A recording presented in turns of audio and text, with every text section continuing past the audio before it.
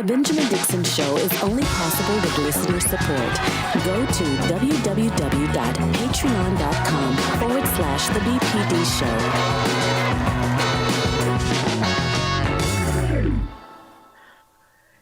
Today is Friday, July 9th, 2021. Thank you so much for joining us. It has been an eventful week for Black people across the globe. We're still tracking events that occurred in Haiti with the assassination of the Haitian president.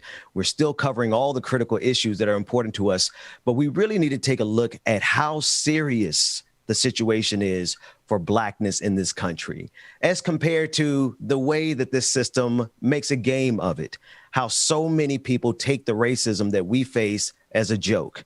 Up first, On the Clock with Georgia Ford.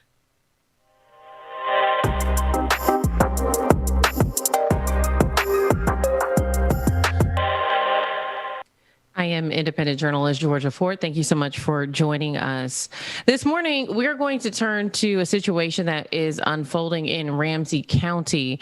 The sheriff there, Bob Fletcher, is under fire now currently after being called out for some racially charged remarks he made during a live stream.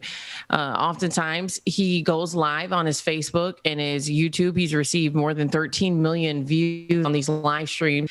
He says that each night he goes, what he says, live on patrol in order to build trust in the community so that there's some transparency for how he operates when he's out on calls. And, you can hear all of these sidebar conversations that he has with either other people who are in the patrol with him or people on the street. And so this footage that we're going to show you, it shows him making a statement that references something that would be considered violent for people who came before us. Take a listen, and I'd love to hear your thoughts on what you think about this. All right, sorry we were muted for a little bit. We're just exchanging some intelligence information with the same Paul. All right, sorry we were muted for a little bit. We're just exchanging some intelligence information with the St. Paul squad there on some possible addresses of some criminal suspects, which we didn't want aired before we actually go swing by those addresses. Hope you can understand that. Yeah, we don't want them to know that we know the addresses.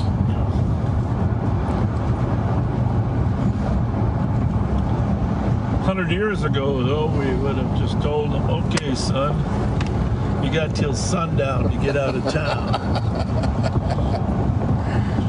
Till sundown. So as you heard him there, he just made a joke about getting out of town before the sun's down. A sundown town is what a lot of people took away from that. And he has now been called out by city councilors as well as the community.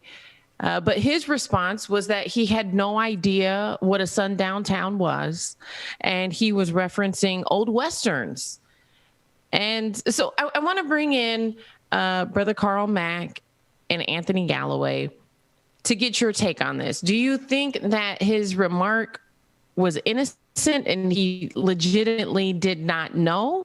Or do you think that it is a way to cover up him in what some people would say was a dog whistle, him to cover up his own dog whistle? I'm a resident of Ramsey County, first and foremost, and I think it's important to point out that these night drives by the sheriff are often into areas that already have a police force. So our county force it is not jurisdictionally supposed to be for places that already have their own police force. And in this case, in St. Paul has a police force. St. Paul has a police force that is doing their job. So it's all show. And I think that's an important part of it. The second piece is he's also, Ramsey County has had a huge equity initiative. So this either shows, one, that he absolutely did know and should have known that reference and just either ignored it, or it hasn't been paying attention to the work that's been happening in the county around connecting these dots. So I'm in the camp firmly of you knew what the reference is and is just trying to backpedal. The second piece to that is his response continued to say is that's a reference to Westerns, and the people that they were talking to were white, as if somehow that absolves the impact on communities of color. So I'm in the camp of this is something that you should have known, and you just ignored either your training, your learning, or your experiences with the people of color in the very community that you serve. Georgia, from my perspective, this is clearly an example of those who don't know history are doomed to repeat it, which is why, you're not going to convince me, that sheriff will never convince me that he didn't understand the history between law enforcement and the African-American community, number one. I think it's clear, and to the reference that was already made, I know in Mississippi, I live in Hinds County, and we always knew in Rankin County, you better be out of Rankin County, quote unquote, before the sun goes down. And then we had a similar situation, as our brother described, where you had officers from Rankin County that would literally come over into Hinds County, feeling empowered, feeling that feeling of superiority, of even chasing African-American folks out of town. So that the mere fact that he, quote, did not know, that's nonsense. I think he's playing, and again, this is part of what Trump has revealed to America, and that is the one good thing about what Trump did, was he gave folks and empowered people to the point that they think that they can come like this. And it's clear to me that sheriff and his cowboys are playing to that Trump base, and that's what keeps his viewership up so live, is trying to capitalize off of racism. So the idea that he did not know, no, the history between law enforcement and the African-American community, that is known through and throughout. And let's be clear. So if a Black person was to go into a sundown town after sundown, what would happen? Make no mistake about what was happening. I know back in Mississippi, and again, I'm not saying that this is germane to Mississippi, so I don't want folks to get twisted about this, because this situation is taking place in Minnesota. But when those cameras aren't rolling, it was common knowledge that you was going to get a beat down of epic proportion, so that you can now go back to the community and now spread that message. Don't get caught in Rankin County before the sun goes down. So, And was that in like the 20s, the 30s? Like what era was that? No. This situation I'm talking to you about literally is happening right now in counties, just like it's happening in Minnesota. So that's the thing I don't want people to get confused, is when I say Mississippi, I don't want to paint this narrative that it's just happening in the southern state of Mississippi and down in the South. This is happening all over the place. Yeah. So here we have the sheriff who he's live on patrol, and he has someone in the vehicle with him. He mutes his audio so that they could discuss where they were going. And clearly, if you're live streaming, let's say you're going to a suspect's house who is watching, and then you say where you're going. Obviously, now the suspect knows that you're coming to them. So he muted his audio. And then he made a remark, and he said, I hope you guys understand why we had to mute the audio. He said, but 100 years ago, we would have just told the guy to get out of town before the sun goes down. And so it's a very clear reference that has some racially charged implications. And for him to play the card of being ignorant and, I had no idea. And I think it's even, it looks bad on his behalf to say that he was referencing even Western movies. Why are you playing cops and robbers? Why are you playing cowboys on the job when people's lives are at stake here? And so I think for me, knowing that he's been in this position, this is his second term, and either you're the lack of cultural competency to not even know that this is a thing, that this has and I don't buy it. I'll be clear. I don't buy it. I don't think that he was unaware that there was some racially sensitive insinuations with referring to a sundown town. I think he was very well aware. And I think it's very important that we begin to hold law enforcement agencies accountable, not just for what they do, but for what they say, because then we stop moving to a place of where we're reacting every time someone's killed. But then we start to move to a place where we can prevent people from being killed. Because if you have that type of bias or lack of care for other cultures, that you could say something so harmful and reference something that is violent, it has violent connotations for a specific group of people, there has to be accountability for that. There's a very important piece here, and my brother, you mentioned not wanting to connect Minnesota and Mississippi. As a Minnesotan, I'm going to go ahead and connect Minnesota and Mississippi. We have a policy thing that's happening here historically. So racially restrictive covenants were on the books in many of our suburban areas and in parts of our urban areas, and only were removed with the passage of the Civil Rights Bill, and then had to be enforced de facto afterwards in a particular way in law enforcement and local communities. With this mentality, we're a part of that. I also need to mention the fact that, if we're going to make reference to Westerns, this is also very problematic in a state where we have deep connections to our native communities. We have populations of Dakota and Anishinaabe people all the way back to the 1862 Dakota War here in Minnesota. So this idea of a sundown town, reference to Westerns is extremely problematic for what Westerns represent to the native population, of which Ramsey County has a significant population. The other piece that I'll say, and this is underscored in James Lowen's book, Sundown Towns, of which one of our major cities, Edina, is referenced in there from Minnesota. Again, that connection to the Mississippi practice, right? So sundown towns may have been, quote unquote, illegal after civil rights legislation, but we have cities who remain, the demographics remain the same as they were prior or back in the days when racially restrictive covenants were legally on the books, and they are enforced in these cultural ways, from the culture of the policing in an area to the culture of the community in the area to the selling of real estate. So there are these deep connections to everything that is here, which just underscores how we do Mississippi nice here in Minnesota. Mm-hmm. And I've always said, reason and stupid can never have a conversation. And so what that sheriff is trying to do now is, through his stupidity, trying to have a conversation with those of us who are reasonable. That whole mindset of that cop mentality, that cowboy mentality, even Hollywood plays into it. One of the law enforcement shows that used to have such incredible ratings, and I dare say it probably still does within law enforcement community, is the show Cops. They want to be able to go out there and portray themselves as this all-encompassing patrol that is protecting the integrity. And then look who the victims are 9 times out of 10 on shows like that. So they're getting their training even through Hollywood, and they think of this in some kind of way as entertainment. There is no explanation that this sheriff would give to anybody of any common sense within our community to think that he did not know better. This is the culture within this profession, if you want to call it that.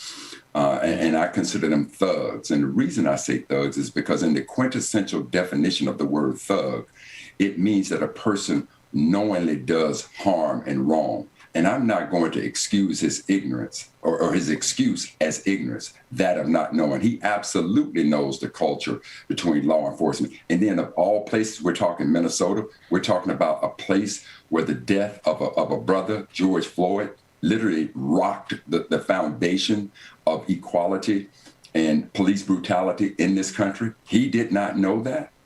No, I will absolutely not accept his quote unquote ignorance as a reason for that. He absolutely knew what he was doing. He knew what he was saying. And I say that he is playing to that Trump base, as many white law enforcement officers, as many Republicans in politics are doing. They're playing to that base for nothing more than power and acceptance within your community.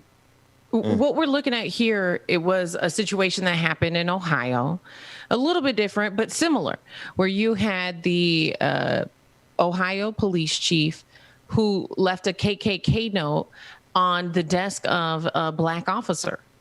We also saw something similar happen in Hamilton, Georgia, where the conversation between the chief of police and a colleague was caught on camera. And he said all of these racist things, including some very derogatory statements about Stacey Abrams. So we're continuously seeing, like, it's being revealed that the culture within these departments are very, very racist. And so it should not surprise us when unarmed Black men and women continue to be killed by law enforcement, because the culture, it cultivates that type of behavior. If you do not address it at its root, if you do not call it out and weed it out when it shows its head, just in the form of a little silly racist joke, if you don't call it out and weed it out, what do you think it is going to grow into? And so while I know it is extremely critical that we get legislation passed to address police accountability, I also think it's equally important that when we're not in session, that we continue to examine the culture within these departments, because I do not want to be here on this show next week, next month, or next year. That's it. Discussing police accountability because another Black person has been killed. What is it that we can do on the front end? How can we address situations like this so that we prevent more Black people being killed by police? This type of behavior within police departments is not only unprofessional, extremely unprofessional, but we have to move to a place as a society where it is unacceptable. You know, Brother Galloway, I'm sure you and Brother Dixon probably picked up on the same thing I picked up on, Georgia, when you showed the clip. I'm tripping at the reaction of the Black officer. See, had that been me, I would have pulled a can of whoop ass out and commenced to open that can on any and everybody who was a part of. And Come on, again, that goes to the saying, hunt ain't fun when the rabbit got a gun. But now look at him. You know, come on, on the brother. Just put a pair of oh, look at it, it's so funny. God. I'm telling you right now, it would have been a war up in that zone. Both of them cats would have got an absolute beat down of epic proportion. Give me the response shot. Give us the 4-shot response shot, because I saw that. Yes, and Georgia, I'm like, part of the reason we can't get any progress is because the people on the inside are laughing at these racist jokes. What's going on in this? So, you know, I'm reminded, my father-in-law has a book called Diesel Heart, where he recounts he was one of the first class of Black officers in 72 in St. Paul to come through. And one of the things he talks about is sometimes, you know, he's not somebody who's going to back down. Like his first time on patrol, he ended up in a fight where he had to fight a whole house of racist folks on Rice Street. You know, so I absolutely get that sentiment. But he also talks about the fact that, you know, sometimes when you are surrounded and there ain't no back door out, you know, you better the laugh. other thing that's in my mind is the best thing I might be able to do is smile in this moment, because I'm not quite sure what the back door is in this situation. All right, so let me give you this of being in what I'm gonna call a similar situation in my profession as an engineer. I know that when we would do these startups, you know, you had systems. One was the primary system, the other was the backup system. And I would go into a meeting with a bunch of white engineers and construction workers. And as we're talking about the startup of these systems, they would refer to one of the programmers, the PLC, programmable logic controllers, as master and slave. I'm sitting there listening to that, and I told them, you will never refer to that as master and slave in my presence again, or even in our documentation. You say primary, secondary, A, B, 1, 2. Do not refer to that as master and slave. I absolutely will not have it. Now, when all these white folks looked at me like I was in my feelings, the next time they did it, I slammed my paper down and said, this damn meeting is over as far as I'm concerned. And the next time somebody do that, I won't be as pleasant as I am now, and took that all the way up to the county executive to stop it. So in the words of Charles Hamilton Houston, I would rather die on my feet than live on my knees. Say that what you want to say. I don't care what the odds are. If that's what it calls for, somebody is going to catch a beat down of epic proportion, whatever the cost is. Sometimes it just comes a point in your life when you just have to stand up and do that. Because to me, a joke like that, that's like saying your mama. Yeah. And you don't say your mama, and it's a joke with me. And in our community, we know that. Now, you can say your daddy, you might get away with it. But your mama, you don't catch that one. Let me give Georgia, if you don't mind, let me just give the counterbalance to what, because you guys were talking about Minnesota, you're talking about Mississippi. I'm thinking about Cobb County in Georgia, the same it's not sundown, but the way they treat marijuana possession and the possibility, like there's a report. I mean, it's all over the country how this happens. But I'm thinking in this instance of my time in Boston, when I lived in Boston, and I was out playing poker by myself. Boston, what is it, like 3% black? And as I was walking through, I accidentally stepped on somebody's toes. It was a group of white guys. I got called the N-word, but I was in like the South Shore of Boston by myself. And Anthony, I was looking for that back door that you were talking about. So in my, it's just different circumstances for different people, because I kept moving. Brother Mac, I should have laid hands at that point. I hear what you're saying, but for me, it was time to get out that back door. However, for this police officer in this video, none of his stories is what we went through. All of our stories are different. If we could run that footage one more time, I want you to see, this is why structurally, like I understand this guy might have some Stockholm syndrome. If you could run that video one more time, but I don't want to be that guy.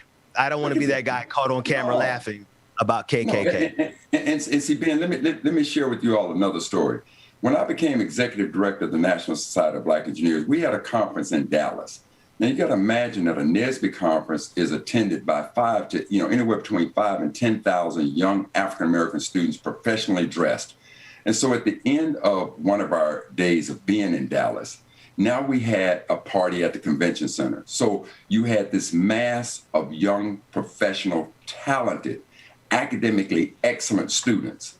And as the convention was letting out, somebody called the cops and said, reported that all these black folks are around the convention center. Do you know that these fools showed up in riot gear?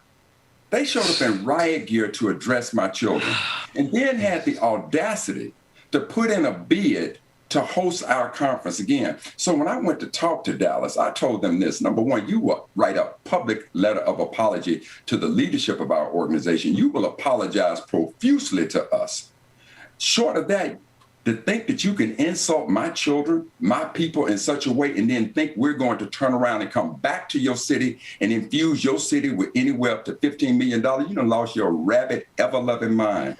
And this is the type. Now, as far as the cop goes, and brothers, I promise you, I don't want to sound like, I want to be a martyr and I'm all hero.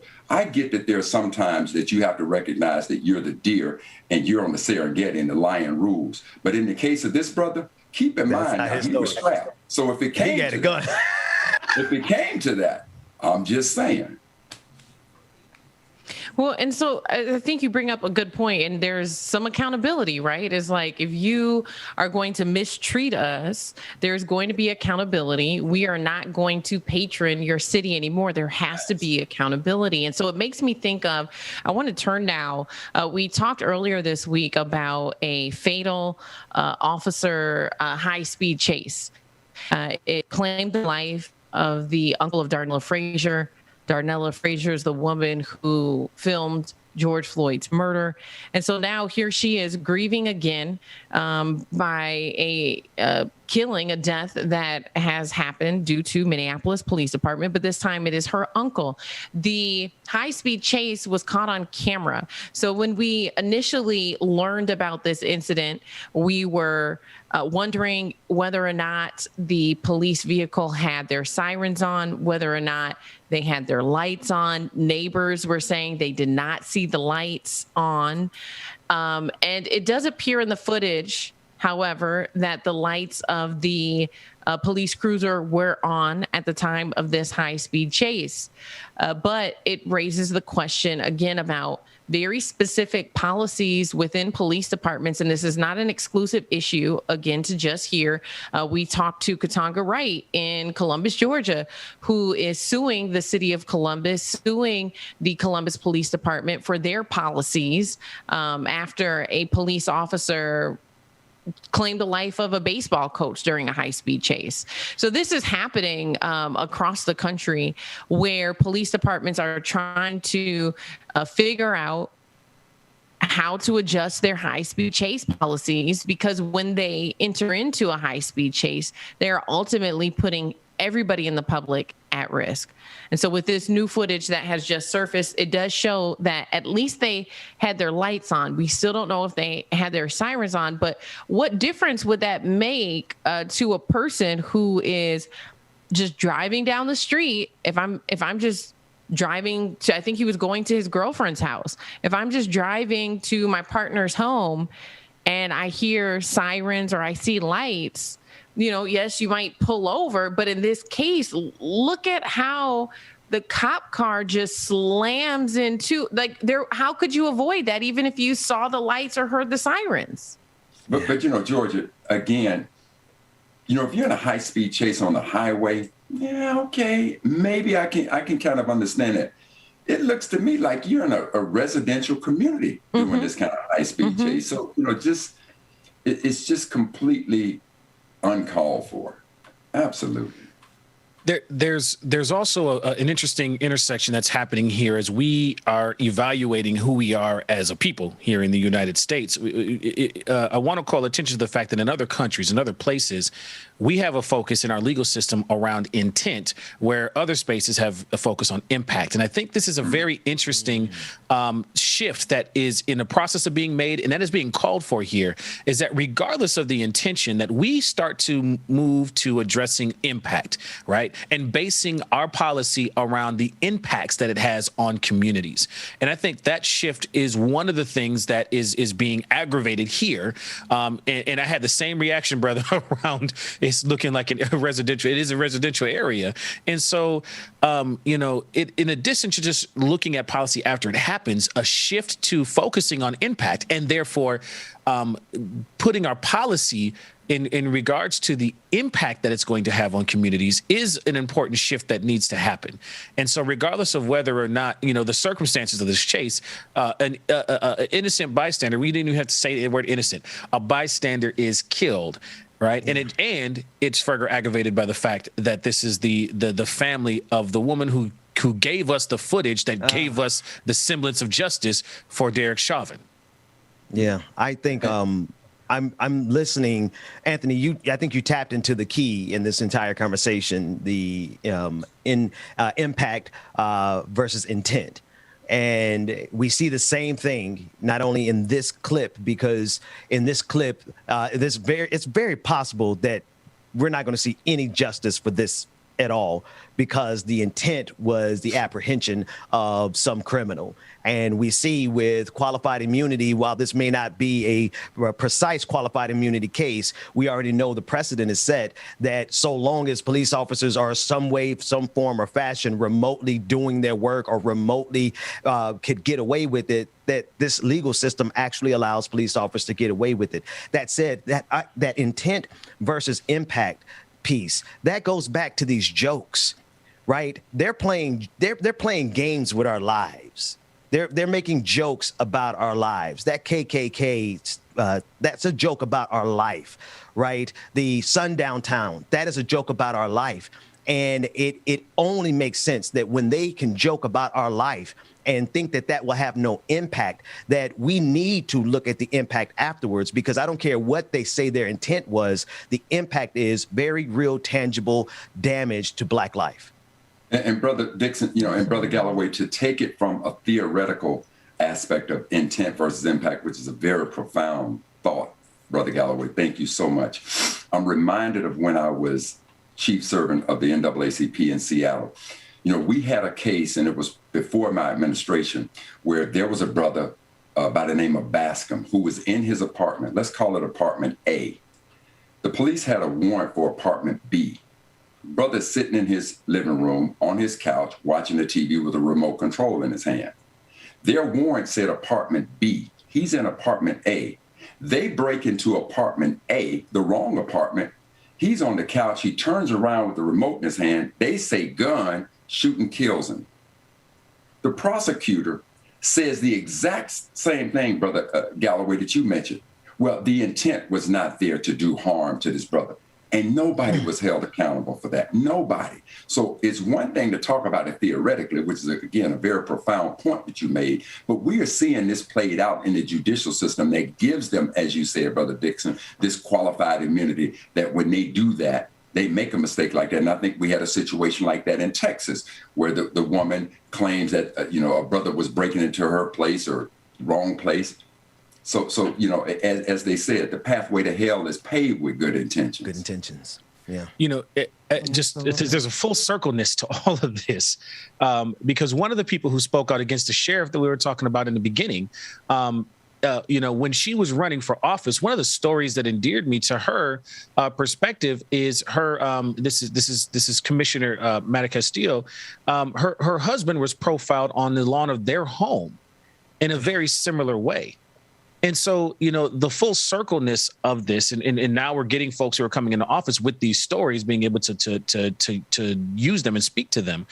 The realness of that impact, right? So what that tells to me is that the burden is not just trying to shift culture and thought and experience of folks, but we also have to jump over the hurdle of when we move from theory to practice to not just proving that these things happen now that we have video footage, but then also trying to get past this intent bar. And then even if you get past the intent bar and we start having a conversation about what the impact should be, there's a whole nother line of defenses against whether or not we can afford it, whether or not, I mean, we have right now folks who are debating whether or not we can restore the harm of 94 in the Rondo community here in the city of St. Paul, the community that was removed, like so many communities, to put the highway through. I just want to point out that these threads are connected. It weaves a tapestry of systemic racism across this country that is I'm seeing trying to be oversimplified into individual spaces as part of subterfuge to not deal with the real issue, the real on the ground, as you just alluded to. And Georgia, I know we got to go, but Anthony Galloway, could I say that it is woven into the tapestry of white supremacy across this country? You, my friend, with phraseology like that, I want to see you here as often as we can get you here. Yes, that is exactly what it is.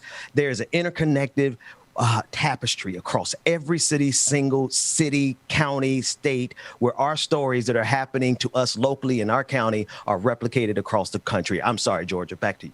Oh, no. I was just getting ready to wrap, and I want to thank Brother Mac and Anthony Galloway for being here for this powerful conversation this morning. And for those of you who are watching, keep it here for more on The Benjamin Dixon Show.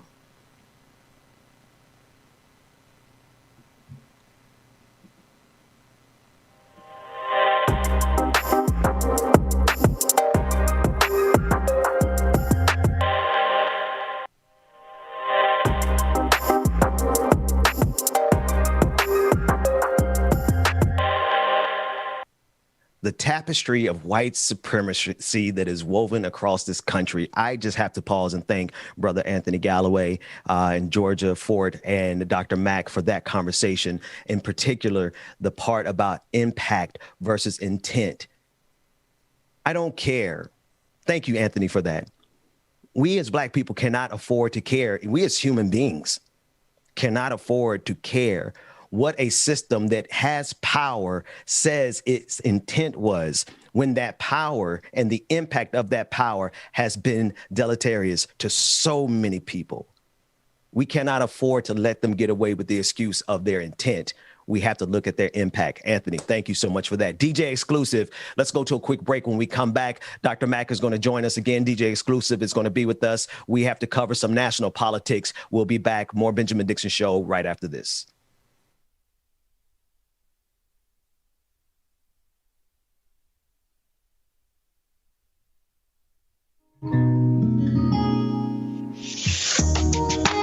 Good morning, everyone. Hope y'all are ready, man. Make sure you got your tea, your coffee, your drinks, whatever it is you need to get your morning started. It's the Benjamin Dixon Show, like it or not, on the clock with George Fort. It's going down. Good morning, everybody. I know my value.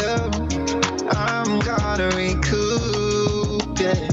Don't waste my energy, my energy. I don't got much, don't be wasting all my energy. I keep it tight, don't let nobody get close to me. My heart is right, don't question my integrity. No, I thought we would be just fine, and I thought your heart was like mine. But let me find out, you've been going around throwing shots, running plots. Come on, man, tryna block my out, listen.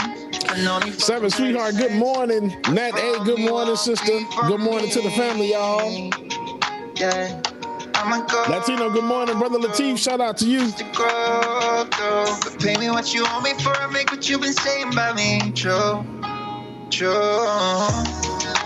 Tell them I need my money right now. Esther, good morning. Good morning. You stay stole out my crown. Sorry to tell you, I know my value. I'm gonna recoup it. Brother Chuck Diesel, good morning. Shay T, good morning. Nessa, good morning, y'all. Good morning. But now it's clear you ain't ever Dimitri. My intuition ain't On and on, Dragon. Good morning, y'all. handle your business. Do what you think you need to do to get your revenge. But you won't break it, you gotta know witness. That's the point of no return, I'm on a mission. Latino, I appreciate you. Sophia, good morning, Miss Sophia. No need for comparisons. What's wrong? Edward Green, good morning, good morning. Yeah, I'ma go through just to grow through. Shay T is actually both. There's coffee and tea, just not at the same time. True. Yeah, that boy Tell them I need my money right now. Mark S, good morning to you. Stress Technoid, good morning.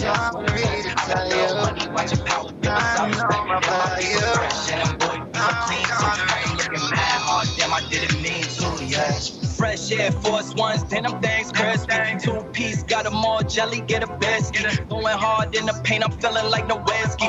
Ball out on them if I really wanna do it. Spot up or dribble, shooting. Drip on point, peep the execution. On a higher resolution, now you gotta see me do it. Now you Sunny Wright, good morning, Dimitri, good morning. Put us all up on it, big tracks. Jumping out. Mar, did I call you out, Mar? Good morning, Mar. Big man, I did some sad boys. Shout out to everybody that's tuning in on Twitch, Twitter, Facebook, YouTube, wherever you streaming from, man. Especially hit that like button. Share and subscribe, y'all, so you know when like it or not. Benjamin Dixon Show on the clock. Everybody's going down.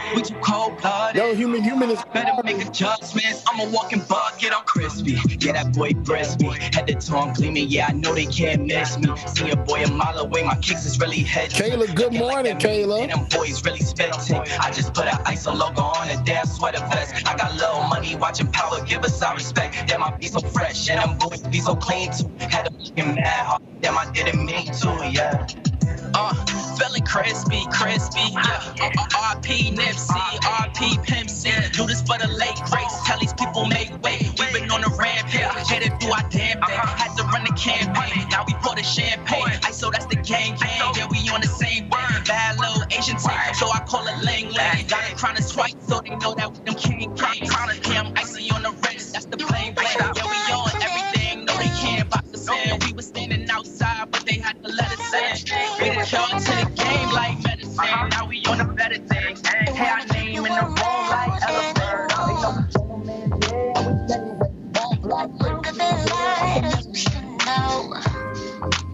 Brenda Johnson, good morning. Danielle, good morning, y'all. Danielle was called Recoup. I got a name for you. I can't remember who sings it, but it was called Recoup. One of my favorite ones. Laser Sword, good morning. No Humanist, thank you so much for your super chat. We appreciate you. I get what I think we're okay, baby, you're dreaming. You brought this on us and you don't know how deep it goes. Micah, good morning, Micah. No, you don't know how much it hurts. You can't hold on.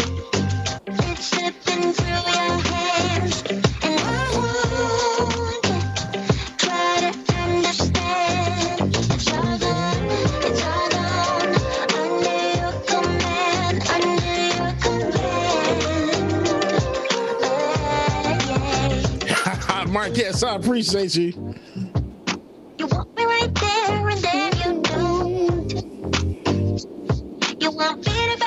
KFC. I won't keep you around anymore.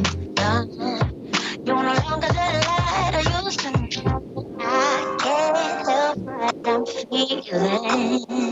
You think we're okay, baby? You're dreaming. You brought this on us, and you don't know how deep it cuts. No, you don't know how much it hurts. You can't hold on. All right, KFC, we played the song for you. Make sure that you send a super chat with the family now, all right, brother?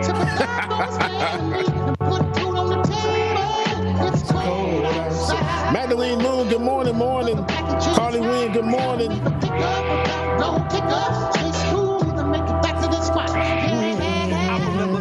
Etched in my mind like filigree, visions of a gritty street. Tiger, good morning. I'm chilling deep at the hideout, that's my vicinity. Oh, Tiger, please be careful out there. Please don't get into the shop matches now with the bosses. Time to do my job, consider me the man of mystery, the secret agent. And you're the boss is known to be impatient. She need the package, she says it's so close she can taste it. I saw the look in her eyes, I was unsurprised. Ain't nothing new, already been through this 100 times. She can't settle, hunger strong enough to smash metal. So I Afraid not, good morning. The gas pedal. Blast off across the asphalt like NASA shuttles. Cars in front of me, I pass a couple. Then check the rear view to see who's creeping behind me. Eyes in all directions, I'm never stepping blindly. Peter Low Frequency, good morning. KFZ, I appreciate you, brother.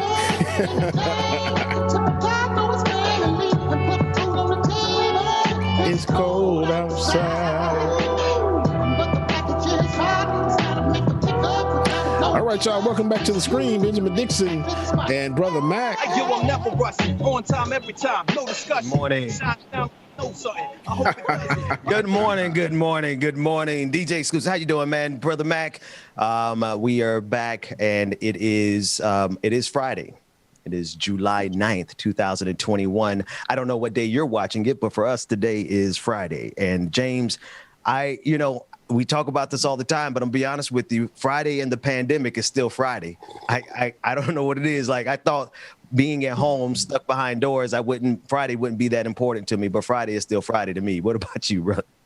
Yeah, Fridays never changed for me during the pandemic because I still had to work 12 hours a day. So, yeah, Friday was still Friday for me. Bro, I got to tell you, man, being retired, every damn day is Friday. Right. That was lit. So you read my mind because for you go and hit the golf course any day of the week. How does it feel? I mean, you can't be over. I'm not going to guess your age on air, but baby, you're not old enough. You're not old to be retired. I'm smart enough to be retired, like it or not. Like it or not, brother. I love it. I love it. I love it. Well, listen, folks, we again, it is Friday, but there's still a lot of serious stories that are happening across the world. Rebecca Azor is going to join us at 9:00 for the Like It or Not segment, and we're going to be doing a deep dive into what is happening in Haiti.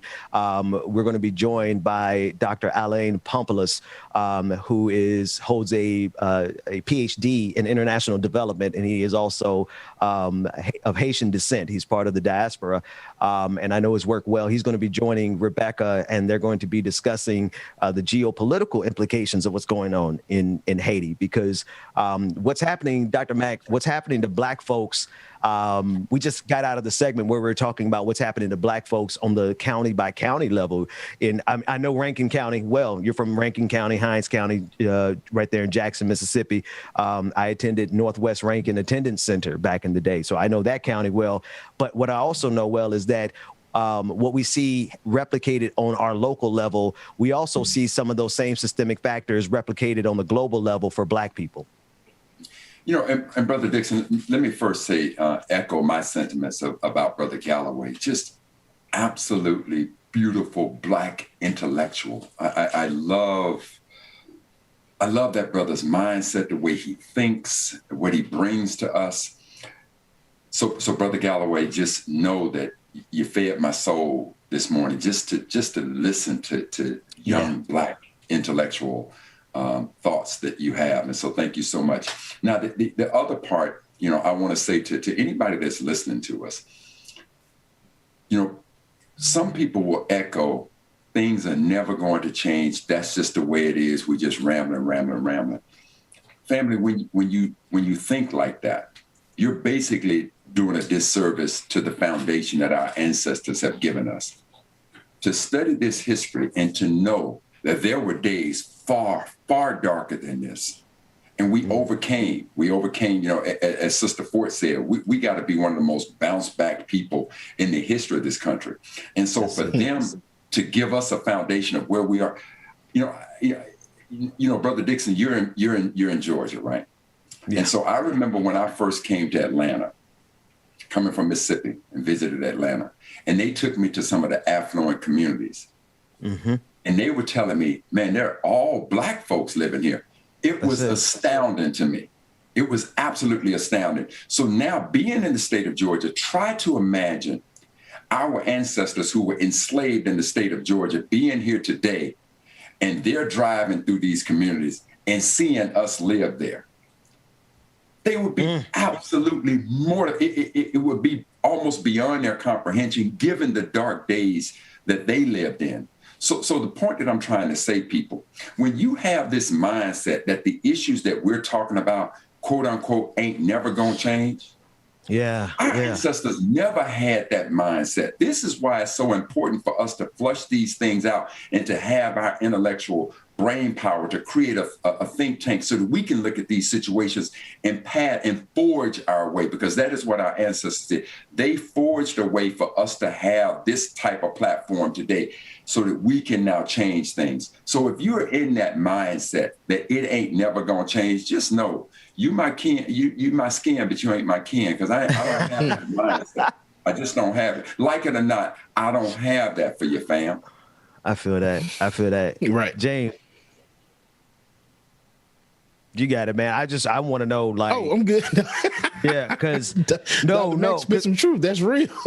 No. I'm just because I heard you saying amen at the same part I was saying amen at. I didn't want to because I was getting ready to jump in there. You know me, I'll just jump in there and run my mouth. But I'm just, I mean, I guess that's the whole point of the channel, though. But I'm listening to you, Dr. Mack. And I'm thinking about I'm Brother Mac on this. Brother Mac. Okay, Brother Mac. All right, Brother Mac. I'm talking to you and I'm listening to you and I'm thinking about the conversation we had with Georgia Fort and I had the producers pull the clip of James Baldwin because the excuse that officer used for using the sundown town was that he was saying, he was referring to like old westerns and whatnot. And then part of that conversation, it reminded me of what James Baldwin said in the debate with William F. Buckley, and where he describes the situation where it finally dawned on him as he was watching the cowboys and the Indians, right? Obviously, I'm putting Indians in air quotes for the people listening to the podcast.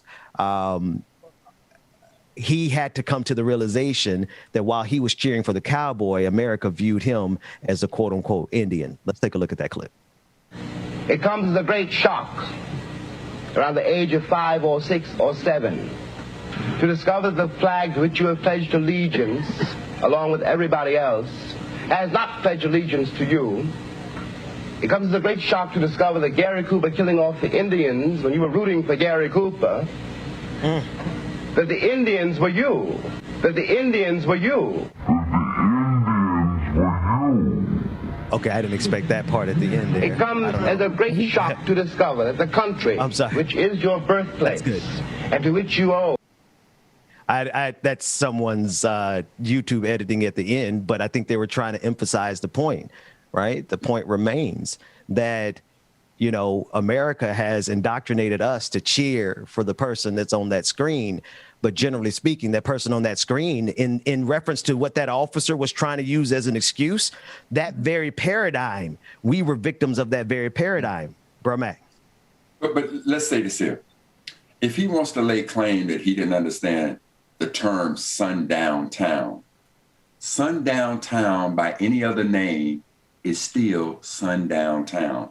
You knew what you was doing, player. We know that, you know that. But again, the other part that Brother Baldwin talks about is, when we pledge allegiance to that flag You know, I want to go back to a conversation we had about the 4th of July, and I made the bold statement and the true statement from my spirit that I do look at the 4th of July patriotically.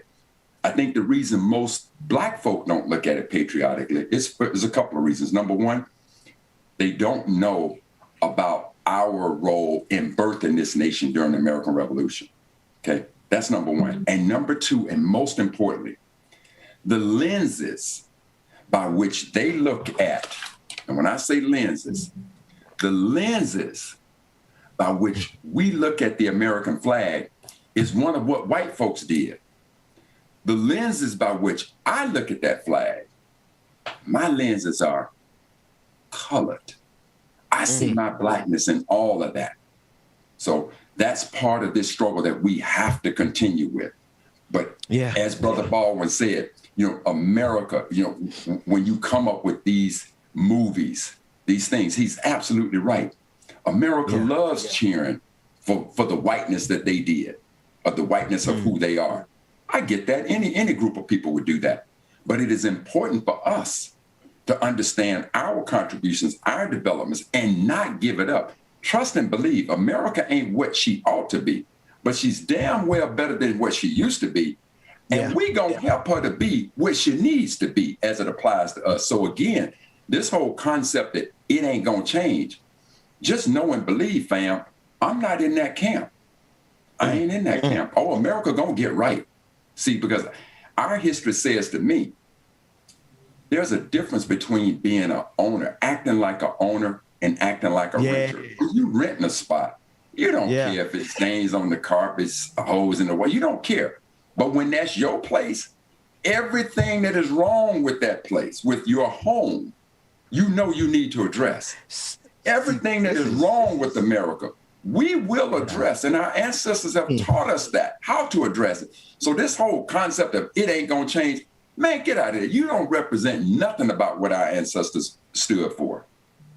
James, I do what I want to ask, because this is a question, and it's funny enough, like if we get some time, I want to talk with Dr. Pompoulos, Alain Pompoulos, about our trip to Costa Rica in our PhD program, because we had a conversation over there about America and our culture, and that conversation stuck with me to this day, obviously. But in that conversation, it really kind of hinges on this thing, like, do Black people, do we really feel like America is our home? Because according to all the work we've done, we really should feel like America is our home. But it seems like this system just don't want us to be comfortable, like Bro Mac was saying. But they don't feel like they don't feel like America is their home, because we feel like we're not welcome. Everything that we go through with the trials and tribulations, getting knocked down and trying to get back up again, a lot of Blacks, no, they don't feel like they're home. And that's only because, like I said, we're not treated fairly. We feel that we don't get that same treatment. Like what Brother Max said, it's true, we should feel it because we built this country, we built everything around it.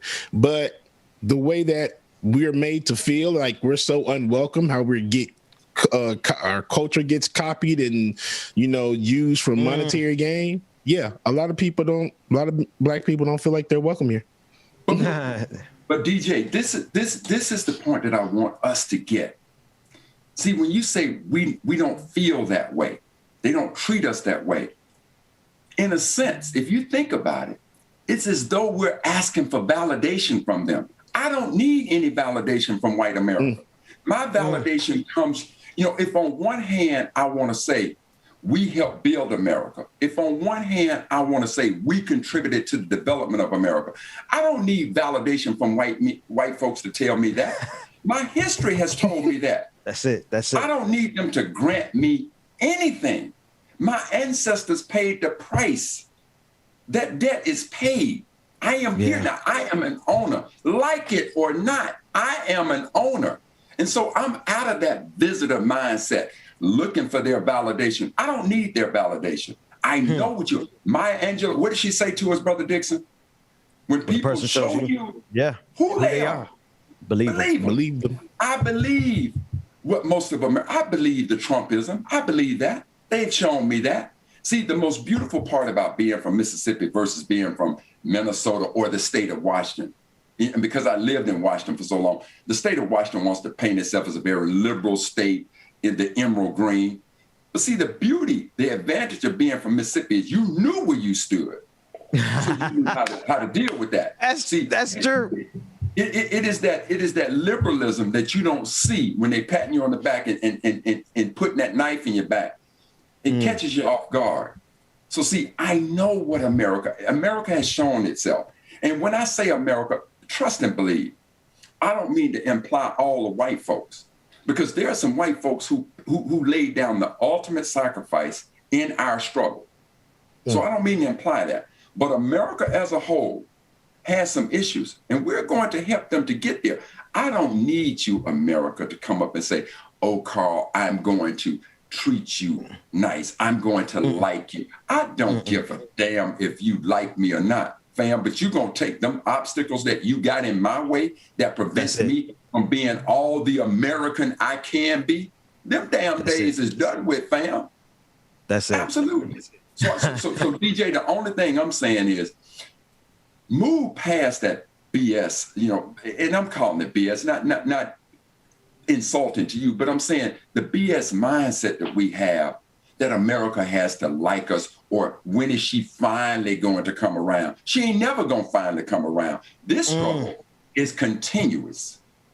So what do we do then for that respect? That's what I'm saying. I don't care if you like me or not. What are you going to do to respect us as a community? And like you just said, Dr. Meg, you said a good point right there, and allow us the same liberties and freedoms and everything else that you white folks are afforded.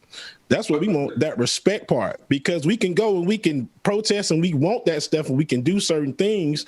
But as black people, especially around our time, we going to hit roadblocks.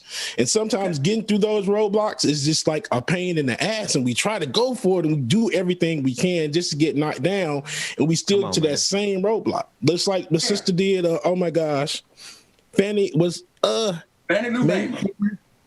Yes, going to vote. And that's the same thing, but she broke through, and I'm glad that did happen.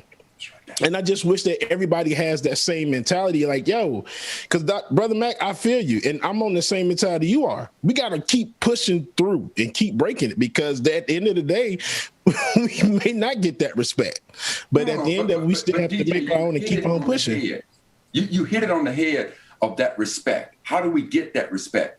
See, that lesson lies in the life, to me, of Thurgood Marshall. He best exemplifies that. See, America respects the Constitution. And so what did Thurgood Marshall do? He took the very document that America says she respects, that Constitution, he rolled it up and made it into a bat. He took a bunch of copies of it and made it brick hard, and he pounded them upside their head with it. And what did the respect do? I don't care that you don't like me, but the respect that I can go to any college and university I want to, done. Right. The fact that I can go to public education, of which I'm funded, done. The fact that there are no longer areas of public accommodations that are white only, colored only, done.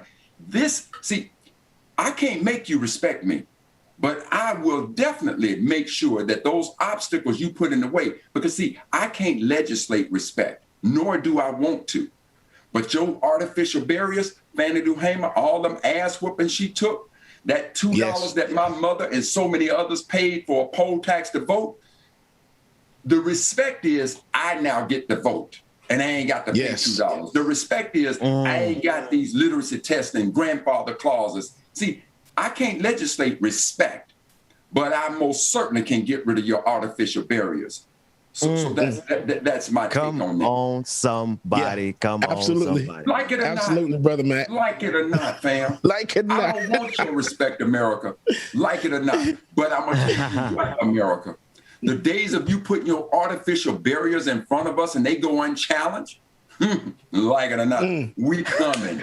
That shit ain't That's right. Listen. Let me tell you something. Listen, everybody in the country gonna be saying like it or not by the time Dr. Mac is done with y'all. Because like it or not, we don't need y'all respect, but y'all gonna stop blocking us. Y'all gonna stop jamming us up. I love it. Let's do this. And Let's do this Brother real Mac, quick. I love that. That was dope. That was you absolutely right. You're right. Regardless if you respect this or not, these damn laws and all this other stuff, you think you ain't about to come up with some kind of force and think that it's just gonna go through? Oh hell no! DJ, go gangsta. Oh no. Hey, okay, so listen, Jay. I'm gonna make a special request of one of my two new favorite songs. I'm not gonna tell you which one. You just pick which one of my two new favorite songs. Let's play that song. When we come back, Rebecca Azor is gonna come and we're gonna chop it up with her about Haiti. She's gonna give us all the updates, what's going on with Haiti, because I'm gonna be honest with you, I'm processing this in Haiti. It's a death of another black man. It's registering in my head the exact same way, and I think that we need to have an international outlook on our blackness. And so, James, give us a quick break. When we come back, Rebecca Azor is joining us. Like it or not, we'll be right back after this.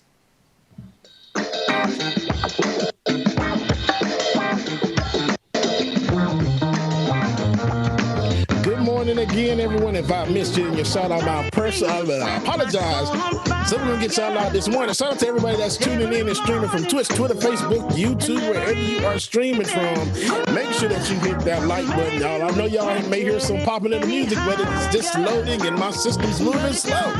That's all it is, y'all. So anywho, y'all make sure that you stay tuned. Tyler, good morning. Susan, good morning to you. Brother Roadrunner, what's going on, sir?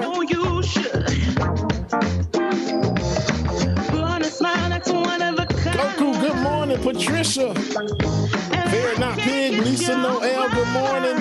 Melanie, good morning. Laura Estrada, good morning, ma'am. I need to cool me down. Hey. Hey. Michael 147, good morning. Brother Chuck Diesel. What's going on, brother? Luke Kane wins.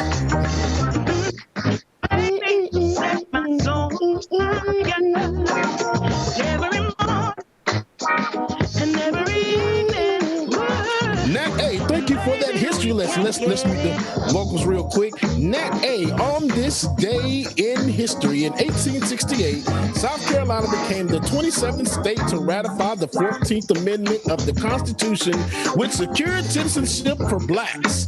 And that's from Dr. Mac's book. Dr. Mac, we thank you, brother. Of course, that you can go to OK Google and say what happened this day in Black history, and it will read you that. So make sure that y'all read and get that, man. When I tell y'all that fits so well with that music, didn't it? Oh my gosh.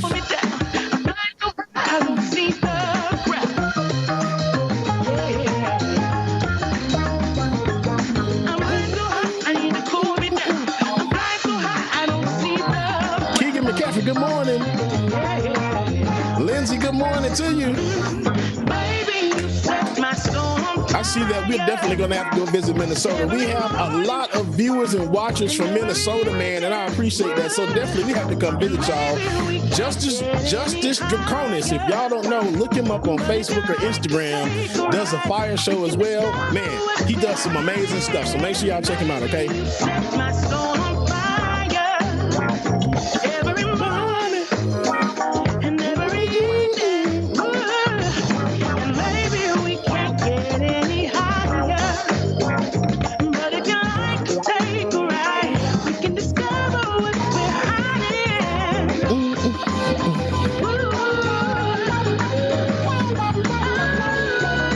Make you the stank face.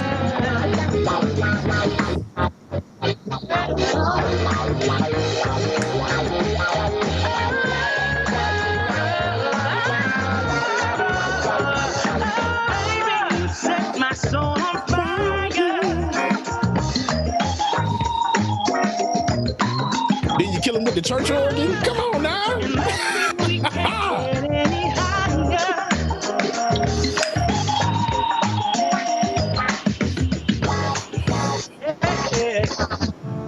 Whoa! Jesus! Don't worry, I keep going. I wake up on Sunday morning, feel the inside my heart.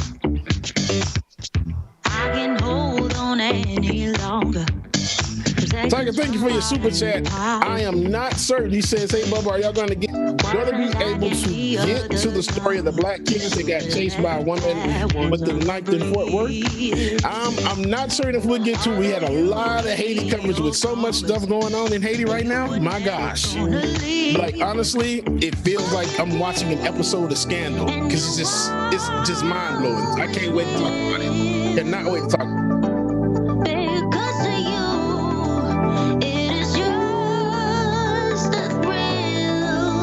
All right.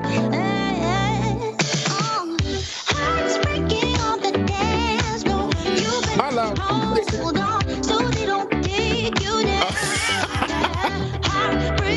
Dwayne is a bully. Look, good morning, Mama. I love you, Mama. Hey, good morning, Mama and Dad. That's not all light-skinned people. Are they trying to be bullies?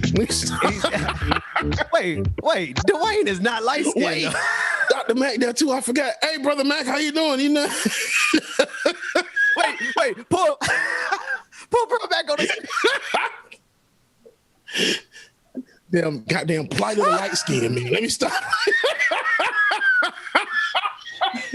I can't wait till we all get together. I ain't lying to you. We gonna have that, bro. We gonna have that. The only thing is, like, we might take just a little bit of the bass out of our voice because we know we're gonna be looking up at Joe 6'9". What are you, 6'7", 6'9", some talk. Right.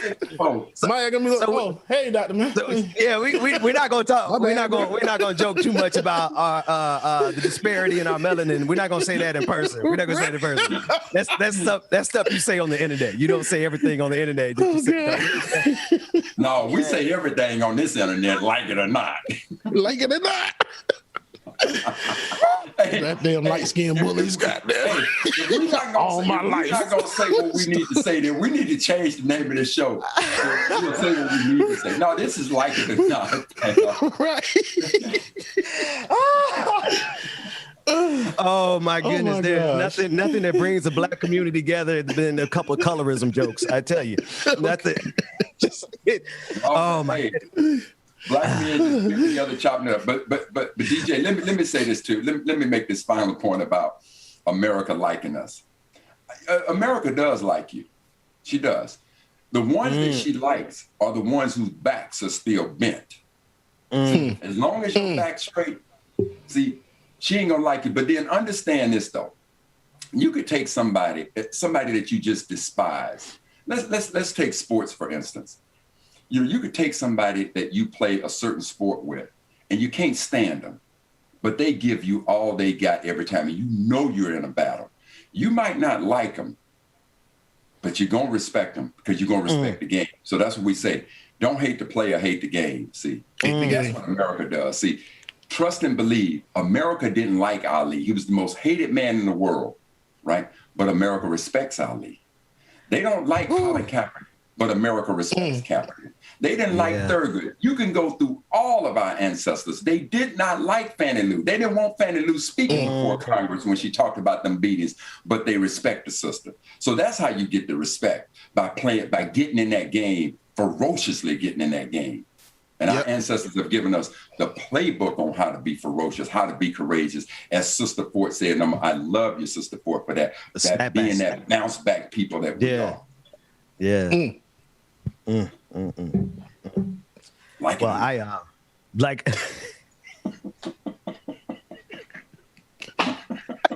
Brother Mac told me on a call. He said, "Ben, you got to make sure every time y'all make a statement and y'all make a profound point, you got to follow it up with like it or not." And so he said he's leading by example. Like it or not. I love it. Unapologetically, baby boy. Like it or not. I love this guy. I love it. We're not here to parrot conversation that America's comfortable with. We're here to give you our perspective about it. And the day you don't want to hear it, tune out. But if you want to tune in, you're going to listen, learn, like it or not. This here is cod liver oil and castor oil. You don't like it. No, not honestly now. And you guys just buzz me when we're ready to fly. Honestly now, this ain't really castor oil this is castor oil mixed in some Coca-Cola. Put us back on the 3 shot. I don't want to see me by myself. This is castor oil. This is castor oil with a little Coca-Cola. This is how my mama used to give us castor oil back in the day to give us the medicine. Brother Mac, both of us looking like what? Y'all never had castor oil. Bougie family shit. Y'all never had. Wait a minute. Now y'all don't get too brand new on me. Now I know we like to play like who was the poorest growing up. We like to play that game from time to time, but you know, we had castor oil too. Yeah, like I had castor oil. Complaining about stuff. When I say Coca-Cola, but you do know I'm talking about whatever brand soda they had in the refrigerator at that time. Let's just be clear. Didn't like mix no soda with no castor oil and cod liver oil. You took that medicine pure. What's wrong with you? Straight, bro. Hey, guys, that's y'all fault. Y'all didn't know no better. You mix. We ain't had nothing to mix with it. Some Kool-Aid.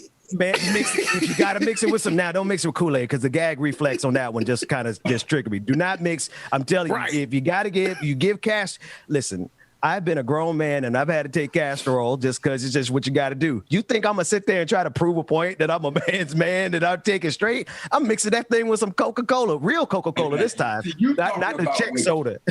You talking about what you would do. I'm telling you what my mama did. My mama said, open up, here's that cod liver oil. And the only thing that you had to deal with between good was the castor oil better than the cod liver oil. One of the two. But you took it pure, man. Have y'all had black seed oil? My brother-in-law, my wife's brother told me to take some black seed oil, and I think that's what's wrong with my voice now to this day. James, how Mama Gwen? We was talking about mamas and stuff. How Mama Gwen? We haven't had her on. We need to get her on the show one of these days. How's she doing? Let's change the subject. Since y'all try to. Oh my gosh! Run up the score. Try to run up the scoreboard on my account. Right. Yeah, she's doing good. She thought she's still watching all the time, you know, and she asks all the time. I said, Mom, you're going to be coming on the show eventually soon. So you just need to watch out. Okay. Nah, Mama Gwen is like, when we had our patron party about 2 months ago, Mama Gwen came on and she was talking about, like, we were talking about grits and recipes for grits. And we were going to have a grit off, me and James. I'm going to cook my grits my way. James going to cook his grits his way. And I'm going to let his mama decide, because I think my grits are so good that his mama going to like mine better than his. So, I need y'all to understand, don't start bringing in that subject, because my mama has already confirmed, first of all, nobody cooks better than my mama, right? That's number one. But number two, my mama done got to an age where she told me, no, baby, the days of me cooking and bringing your plate and fixing your plate, them days over. Now it's your time to cook for me. And I need you to know, my mama came up here to Maryland and I cooked her some of my grits, and she looked at me and said, baby, you just confirmed I ain't cooking no more because your grits are the best. Understand? Okay. I'm in the grit cook-off. I'm in the grit cook-off. Okay. Now we're going to see. We got three. We got a trifecta grid off. We're going to do that. And we might even tie it to a patronage, patreon.com/like it or not. We'll figure that out. Listen, we are ready. We're ready to go with, and it is a shift in tone, but it's life. We have to deal with what our brothers and sisters are going through in Haiti. And so we're going to take one more quick break. When we come back, we're going to come back with Rebecca Azor, and she's going to give us an update on all. There have been so many updates with regard to Haiti that you definitely do not want to move away from your screen. We'll be right back after this.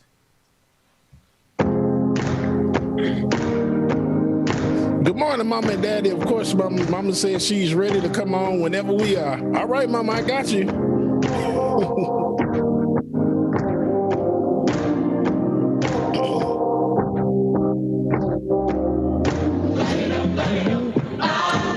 All right, Kayla, we got you. Since she's you're the judge, I got you. I tell y'all, man, my shrimp and grits, they're like y'all wouldn't believe. I tell y'all.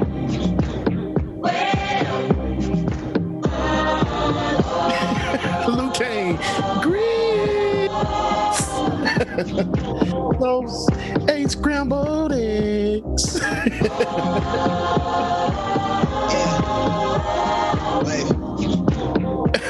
Good morning, Miss Barbara. Good morning.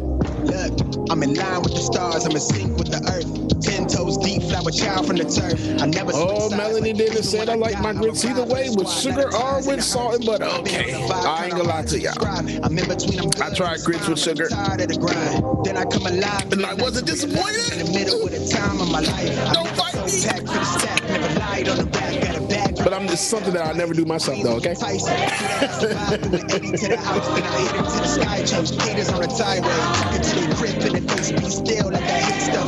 We all want the same. We all want a meal in the safe. I want to live like I'm trying to life. Alicia, good morning, Alicia. Pass out. Hey, I always see Nat M somewhere behind in the chat room. I see all the time. Nat M, good morning, Nat M. I ain't seen you in so long. I don't need the accolades. I'm in love with the chase. I just want to eat, save a spot at the table. Beast with the I understand, Marlon. Thank you for doing it. Couple nights at the flat. To be real, couldn't see me making moves while I'm mad. I'm still on the grind. Jago, good morning. Burning down sage, keep it deep. Shout out to everybody that's streaming from Twitter, Twitch, YouTube, Facebook, wherever you're streaming from, y'all. We appreciate y'all and we mean it. Y'all make sure that you subscribe to our Instagram and Facebook at Like It or Not Show, y'all. Start to feel like I'm on one. Settle in, I'll be here for the long run. I'm a slave for the cash, got snakes in the grass, no brakes on the ad, but it's all fun. We done seen it all, heard it all. Heard enough, give me space before I murder y'all. 10 bad here, I'ma curb them all. 12 missed calls, and I still made a curtain call. Just light it up, lighten up. Hear them talking, they ain't right enough, tighten up. Everything that I came for. Oh my gosh. Laura, you're terrible. And Chuck D, I want your grip. That didn't sound right. No humanist, thank you for your super chat. Mix medicine with something. I did never, but now I consider for the future for my kid. Either way depends. Danielle, I will. I need to make sure I get over there so I can check that up.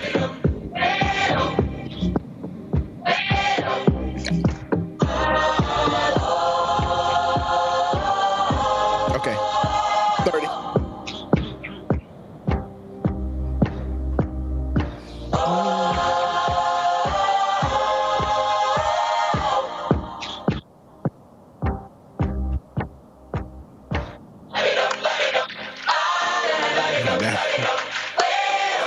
Laura's trying to say this is the show of truth, like it or not.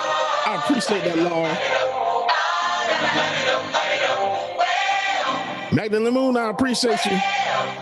All right, y'all. Welcome back to the screen. Ben, Rebecca, Dr. Mac, and Dr. Allen, y'all. Welcome back, y'all. Okay. There we go. Are we back on? There we go. Hey, we're back. Thank you, DJ Exclusive. I want to introduce, obviously, everybody. Rebecca, Zora.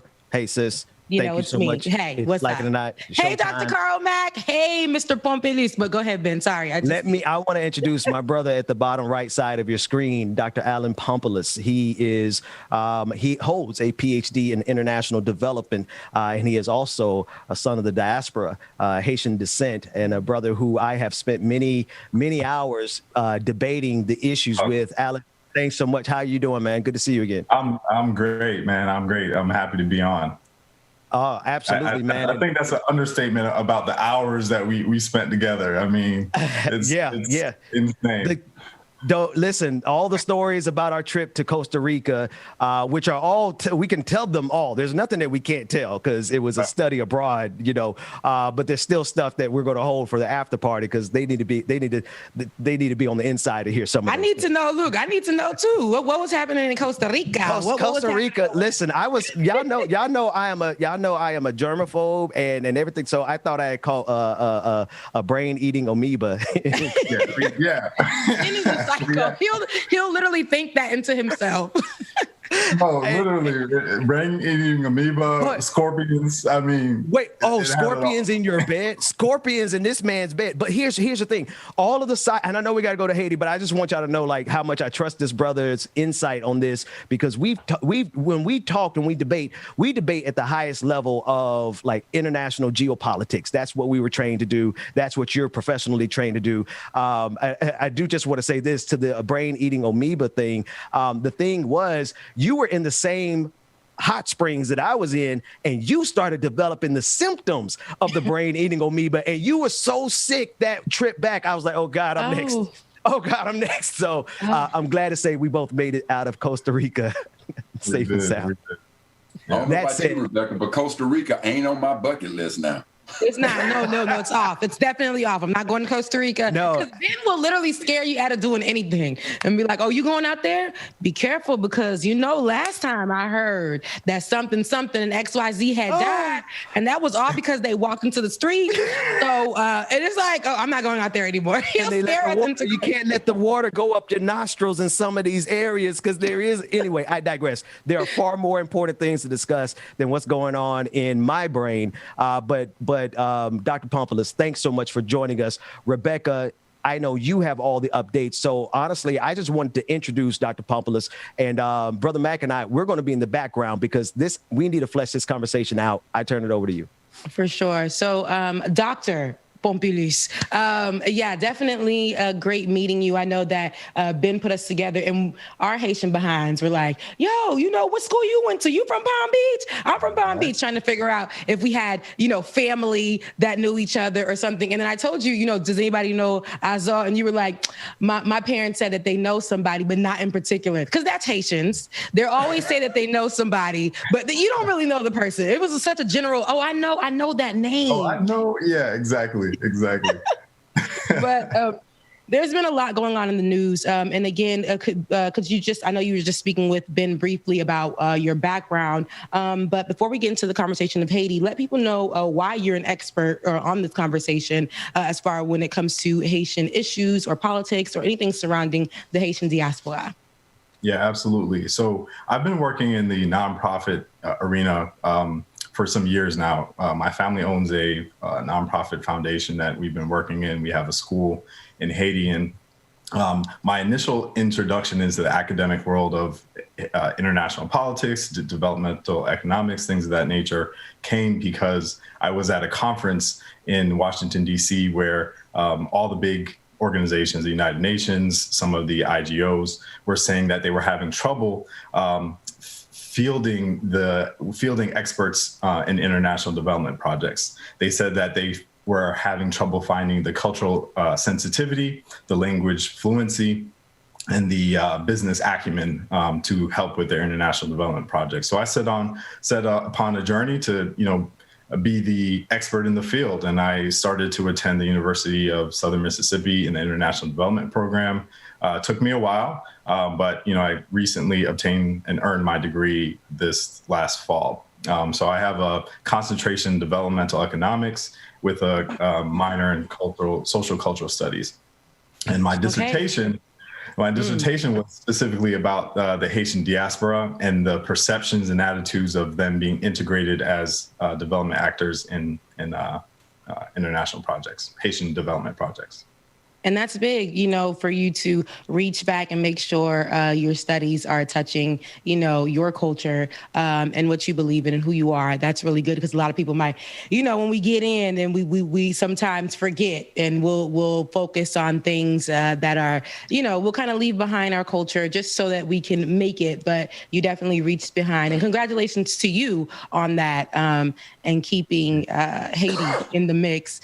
So in recent news, it says Haiti police say that 26 Colombians, 2 U.S. Haitians took part of the Jovenel Moïse assassination, and they have captured, I believe, 15 out of the 26. So it was 28 in total. So there's so much going on. I know that the leaders in Colombia have actually spoken on it and confirmed that those who were captured were actually military. Former military men is included into the mix. So all of this news is coming out as we're unfolding, because this just happened just a few days ago. So much news has been coming out, so much misinformation, so much clarifying, just so much has been coming out as a result of what the leadership may look like in Haiti. Yesterday, we had a journalist from the Haitian Times, Vanya Andre on the show, excuse me. And she was breaking down the whole system for the diaspora as well, and what it would look like in Haiti. I know you said that was something that's the focus that you had in your dissertation. So right now, with all that's going on in Haiti, what do you think that this, and it's the same question that I asked Vanya. So what do you think that this is going to look like for the diaspora in Haiti as it's unfolding? And as we know, the broken system that's not being utilized, but people are trying to bring up right now as far as when it comes to Haitians.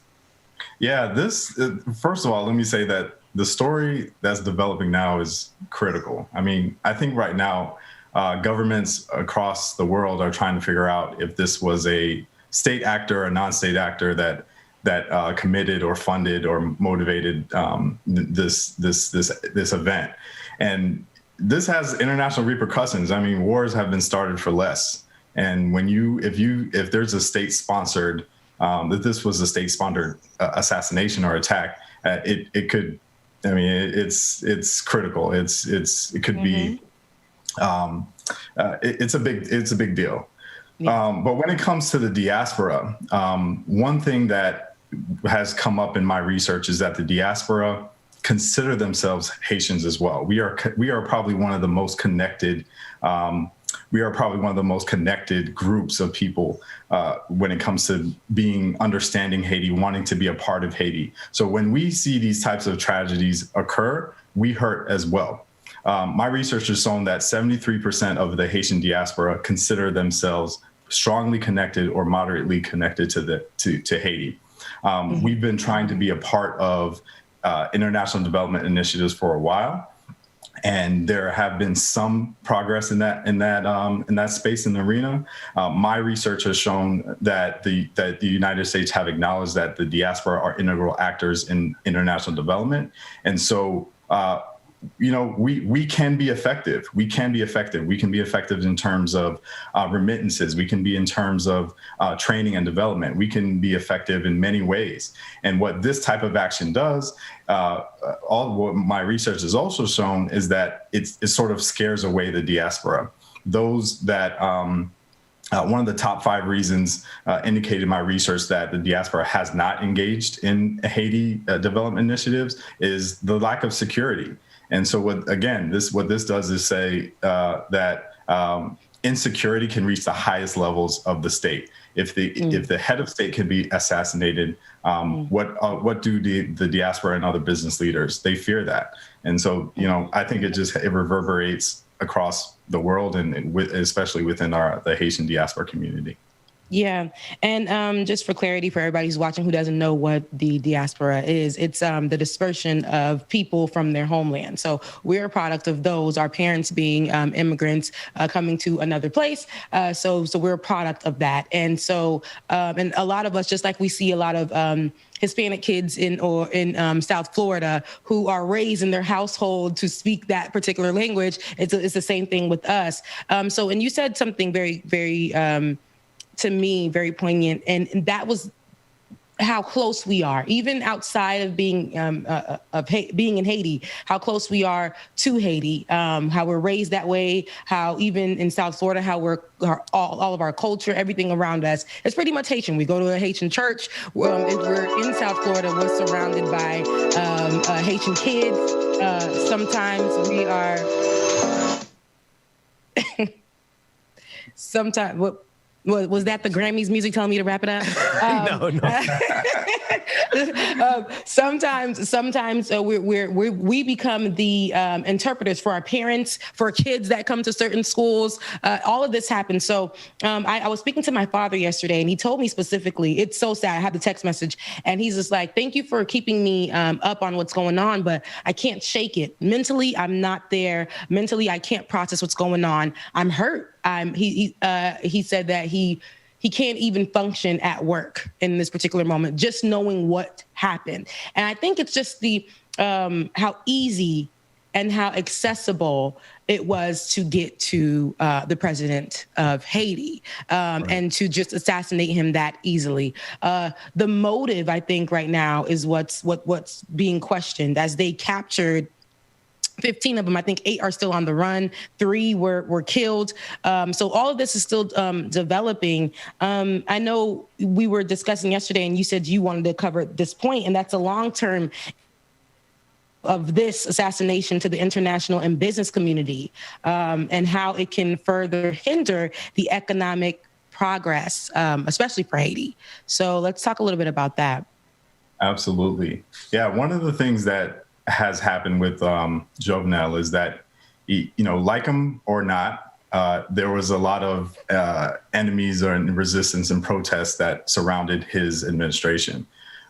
If you take a step back and just trying to uncover or dissect the source of frustration from the Haitian people, you have the Haitian earthquake of 2010, which devastated lives, it devastated infrastructure, and it really leveled any progress that was made since the embargo.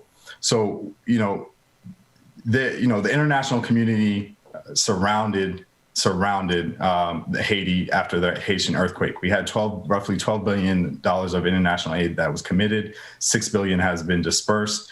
And we had Jovenel come into power, and what he promised and what he was trying to do was reform Haiti and restructure Haiti. But I think the Haitian people didn't see the progress. They didn't see what, all the international aid commitment that was promised to us. They didn't see all the, roads and the infrastructure that was supposed to be rebuilt. And not to mention the corruption from Petrocaribe, which was an international scandal, and, corruption that happened. So, the frustration from the Haitian people was real. The frustration from the Haitian people was valid. And that's some of the things that happened. But again, going back to the repercussions or sort of the effects of this assassination can happen is that it sends a tacit level signal to international community and business community. I've started to read in some of the newspapers that some people are already saying that, well, if they can assassinate the president, they can definitely assassinate me as a business person. And that's sad. That's sad to hear, because I think the narrative that we're trying, the Haitian diaspora, people like us, are trying to talk about Haiti is that Haiti's not just this void of poverty. Haiti's not just this place of violence, that's being, communicated in the media, but it's also a place of beauty. It's also a place of resilience. There's a lot to it. There's a lot to Haiti that people undercut, I will say. So, but this assassination is a big deal. I mean, it's a huge deal. Exactly. If the head of state can be assassinated in this manner, it just sends the wrong message to people, potential investors, potential international assistance. It sends the wrong message to people like us in the diaspora.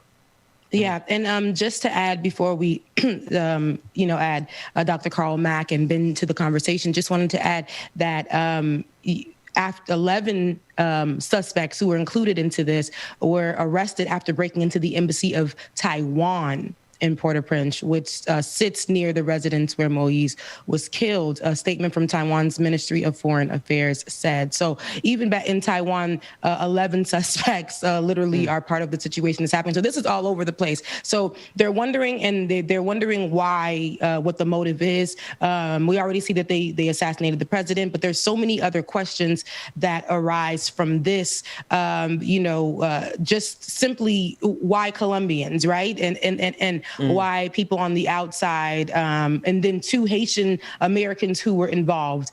So those are what I'm waiting for to hear about. And the confirmation from the Colombian leaders that they indeed were the ones who planned this assassination and went through with it. So it's just so much information coming out. So I just wanted to update you guys on that. But Ben and Dr. Carl Mack, I want to invite you guys to the conversation with what's going on. And I know that you guys watching, I know that it's been like as shocked as we are. I'm pretty sure that you guys are feeling the same kind of shock with what's been happening with the assassination of Jovenel Moise. Yeah. Alain, I'm listening to all the stuff that you're saying, and I think the thing that kind of jars me the most is that fact that the signal that this sends, that you're not secure. You don't have security there in Haiti, because if they can get to the president, and Rebecca, you were making this point yesterday, if they can get to the president, like, why is it so easy to get to the president? What type of, who benefits from that narrative? Because as we try to figure out, like, as we try to figure out the motives and why the president was assassinated and by whom, because you don't assassinate the president on a whim. There are forces involved here. My question is who benefits from his assassination, and who benefits from that narrative of fear that now exists because of the assassination? I've been trying to understand that myself, and I don't think anyone benefits. I think when you have, it's even a coup. Let me just say, even a coup where a head of state can be escorted out of a country is better than this. Loss of life is devastating to anyone, but when you have the head of state being assassinated like that, I think no one wins. I think even the opposite, if the motivation or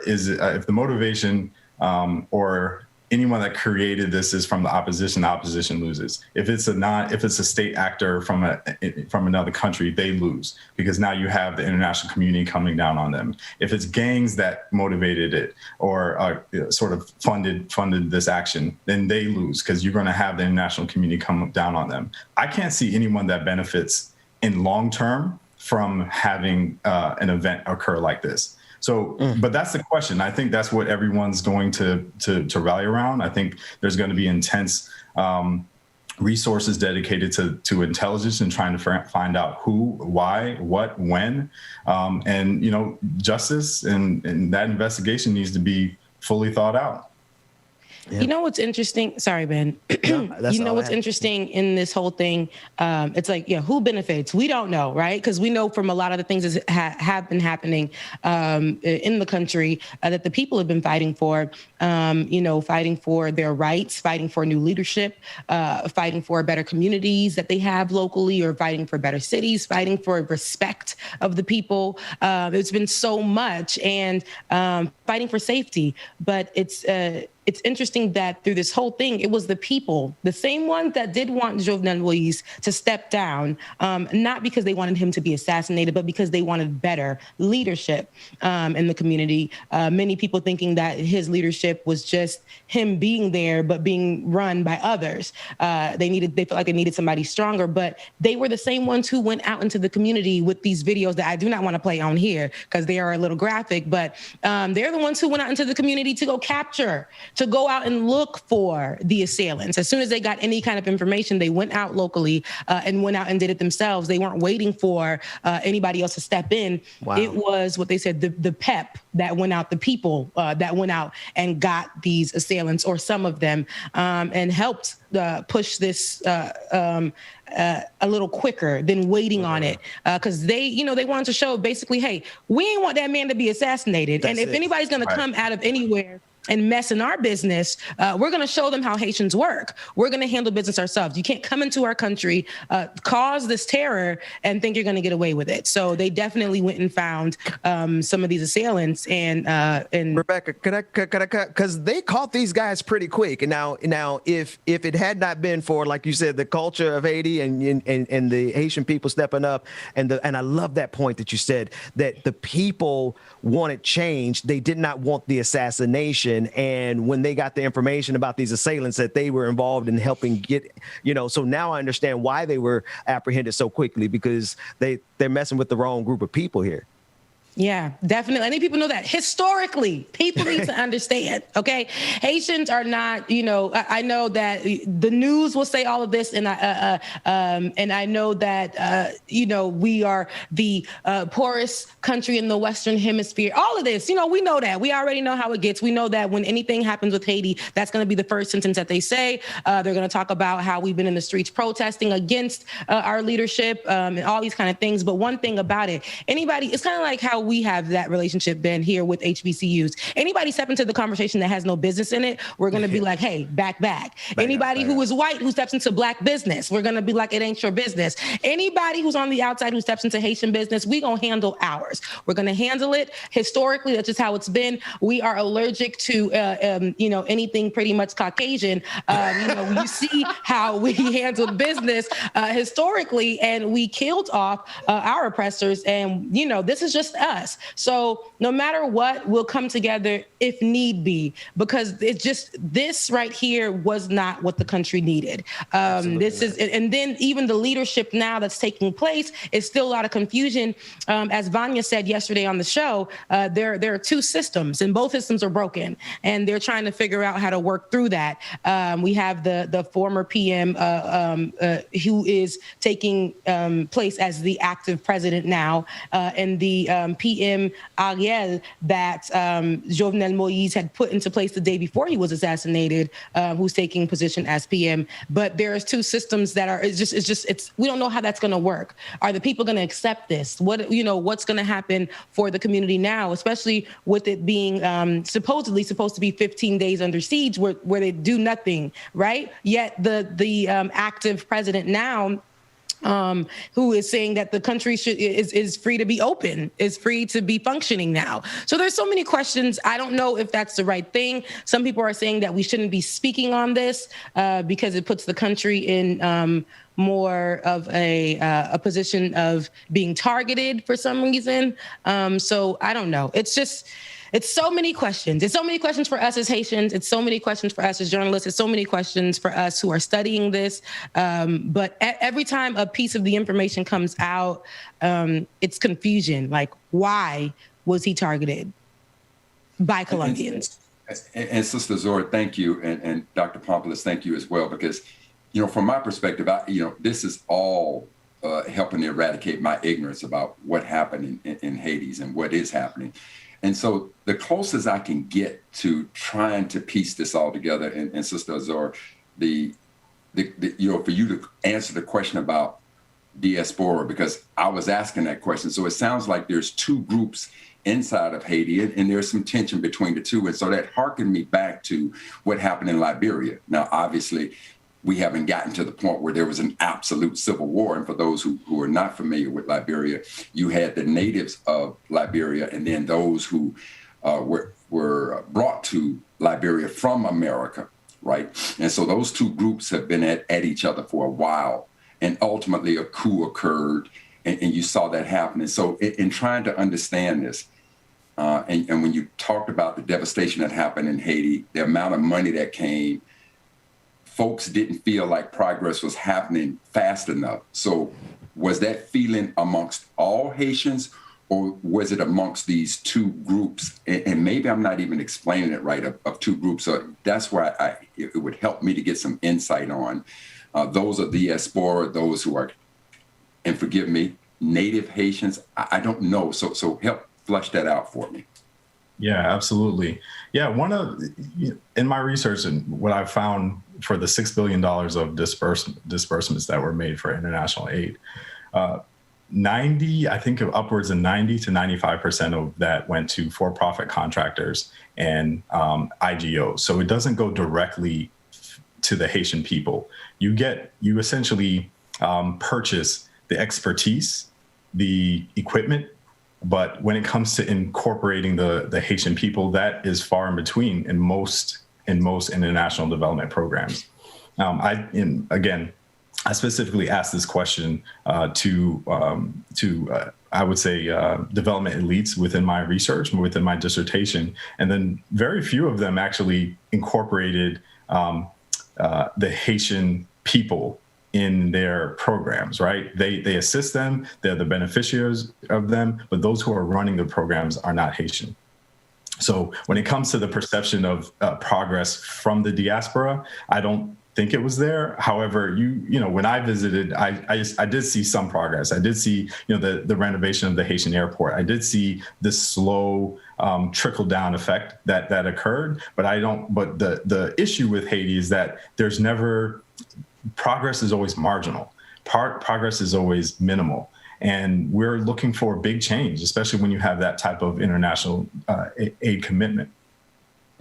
Yeah. So again, going back to the Liberia example, is that a proper way to frame it, where you have two groups inside of the country who are opposed to what some see as progress and some that see progress isn't happening enough? Or is it all Haitians that are saying this progress ain't happening enough? What happened to all this money that came in? And this kind of tension maybe led to this. So Ben, 1 second, right? So especially with how Haiti is, right? If you ask majority of the people there, because majority of the people there live in poverty, it's going to be majority of the people that feel this particular way because of the state of Haiti. It's not like we have one particular portion of it, like, 50% of it is thriving and living and 50% of it is a no. Most people share the same experiences in Haiti, even if you have family members who are working in in this position or whatever, most of the families are like, when I go home, I have a cousin who's a lawyer that has to travel miles and miles and miles to go back to a small little home. Like it's everybody doesn't, most of the people are living in poverty there. So they're all going to say the same thing when it comes to that. Some of them, now the political views may be different for each person. Some of them don't really care about politics because they're caring about feeding their kids. Like this is kind of like what the state of Haiti has been. If you go into a certain area, I remember going as a kid, it used to be super different. Going as a grown woman recently and seeing kids out there who were left behind after the earthquake who just sleep out there, and who just live out there and wait for people to feed them or whatever the case may be. It's been a lot of changes, and there has been money that has come in and not been utilized to rebuild Haiti. We know that from after the hurricane, all that money that was raised, what has been done to rebuild Haiti?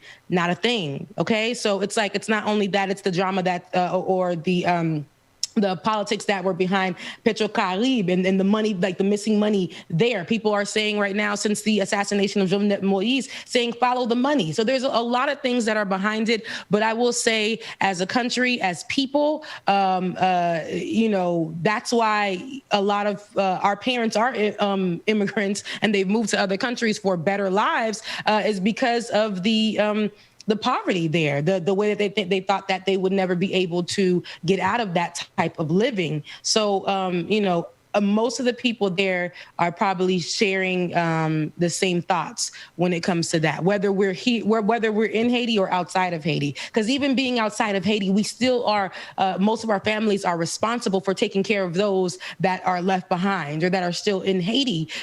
You know what I mean? So it's a lot. It's a lot from the inside and it's a lot from the outside. So Dr. Popoulos, try to help me to understand what, and I know that there's a lot of unanswered questions, but Colombia, what could possibly be the tie that you'd have so many Colombians that were a part of this tragic assassination? Yeah, that's a question. I'm telling you, this story, the unraveling of what the actors that are involved, it's concerning, and I don't know. I can't really say. One thing that I may add a little bit of enlightenment is that we're an African Black nation in a Latin American and Caribbean region, right? So there's a lot of ties of Haiti to Colombia, Venezuela, historically that make it not completely shocking, right? So there's a relationship that exists historically between the nation, but when it comes to Colombian mercenaries, it doesn't add up. I can't necessarily explain that. It would appear to me that the two brothers of Haitian descent who were involved, it'd be hard for me to believe that they don't know the answer. So that's, if I were running an investigation, believe those would be the two that I'd be pressing on. Like, why would you get involved with this? If it was all Colombians, unanswered questions. But given that you got two Haitian brothers, trust and believe, it is hard pressed for me to believe that they don't know, behind. And they're Haitian. and they're actually Haitian Americans. So this is something that, like I said, it's still developing. Like as we go, these are questions that we have. Like why our own? Why were they partnering with them? There are so many things that we can assume, but as this unfolds daily, every time I get off the show after discussing this, something else pops up. You know, all throughout the night we had news developing. We had different press conferences going on from Colombia to Haiti, to South Florida. There were different things happening surrounding this whole story. So that's how we went from, God knows what was it, like 6 assailants or 8 assailants to it being at 28 now. And so, and the embassy in Taiwan, the Haitian embassy in Taiwan being affected and how that's connected to what's going on. So it's so much, I think that we have to piece together because there's so much unanswered questions, but there's so much also being thrown in the mix. While at the same time, many people mourning, Jovenel Moise's assassination, and many people questioning, should the country be reopened right now with the interim PM who is now the acting president, saying that the country is ready to move forward. But, so many people questioning that as well. So as we, I think, go through this weekend, so much more information probably we'll have answers to, but as Haitian people, it's just a lot. It's a lot that we're going through emotionally, and we're being beat down. I feel like it's always something, but one thing about it, my dad did say to me yesterday, he says, we're going to get through this. As hurt as I am, he's like, we're going to get through this because Haitian people don't give up. And that's, like I said, it's historical. We're allergic to slavery.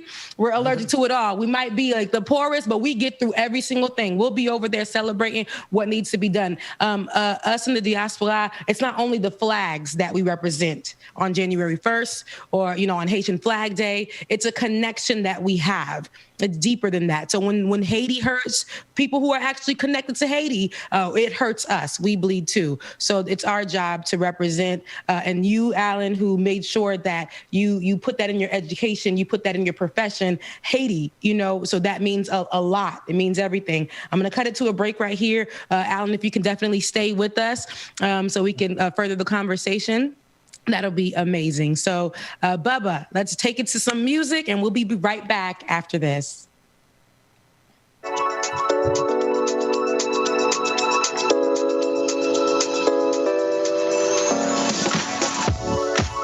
it in my body, feel it in my feet, and it feels so good inside.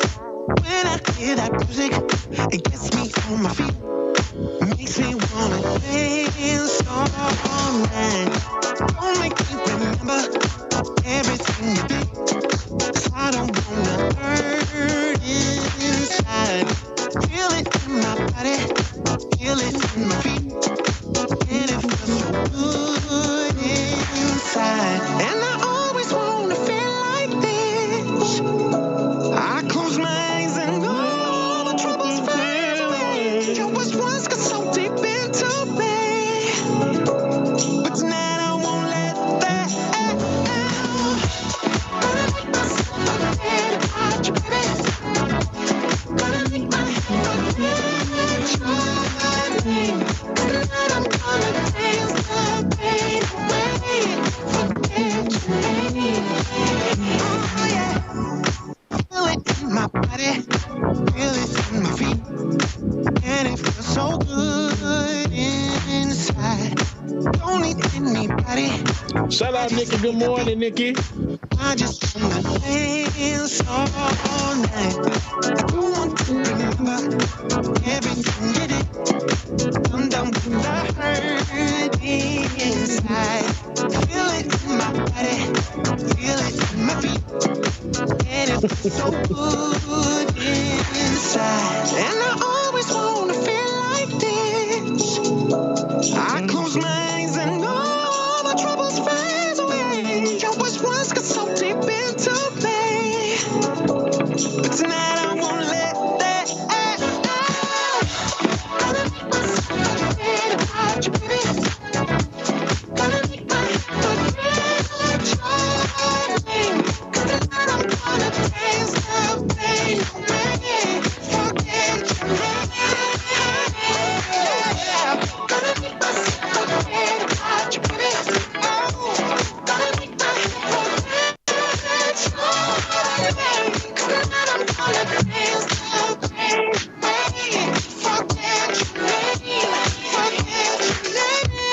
goes by and yet I wonder, are you and me still the same? Are you still loving the game? I know I don't. You cast your spell and I went under.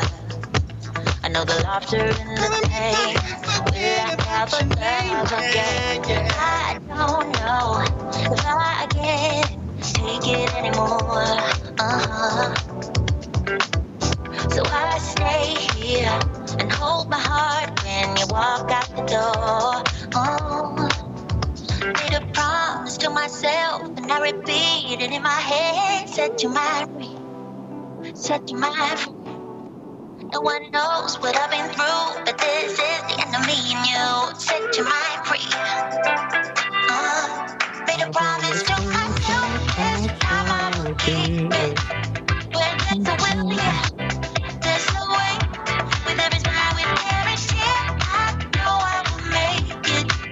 I'm gonna see you brighter day. Oh, oh, oh. Good morning, B. Good morning. Lisa, I got you, Lisa.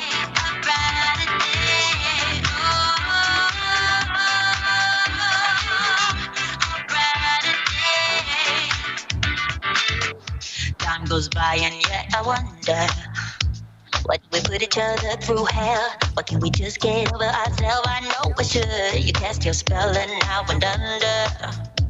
I know the laughter and the pain. All right, y'all, it's time for it to go back down. Welcome back, y'all. I don't know if I can. So no, I was still like had my shoulder, you know. I felt that little music. But I know, well, welcome back to Like It or Not. If you guys are just tuning in, we are covering more of the developments after the Jovenel Moïse assassination, the Haitian president in Haiti a few days ago. I know, Dr. Carl Mack, you were saying that you had to leave, but you were saying something and Ben wanted it to be said on air. So go ahead.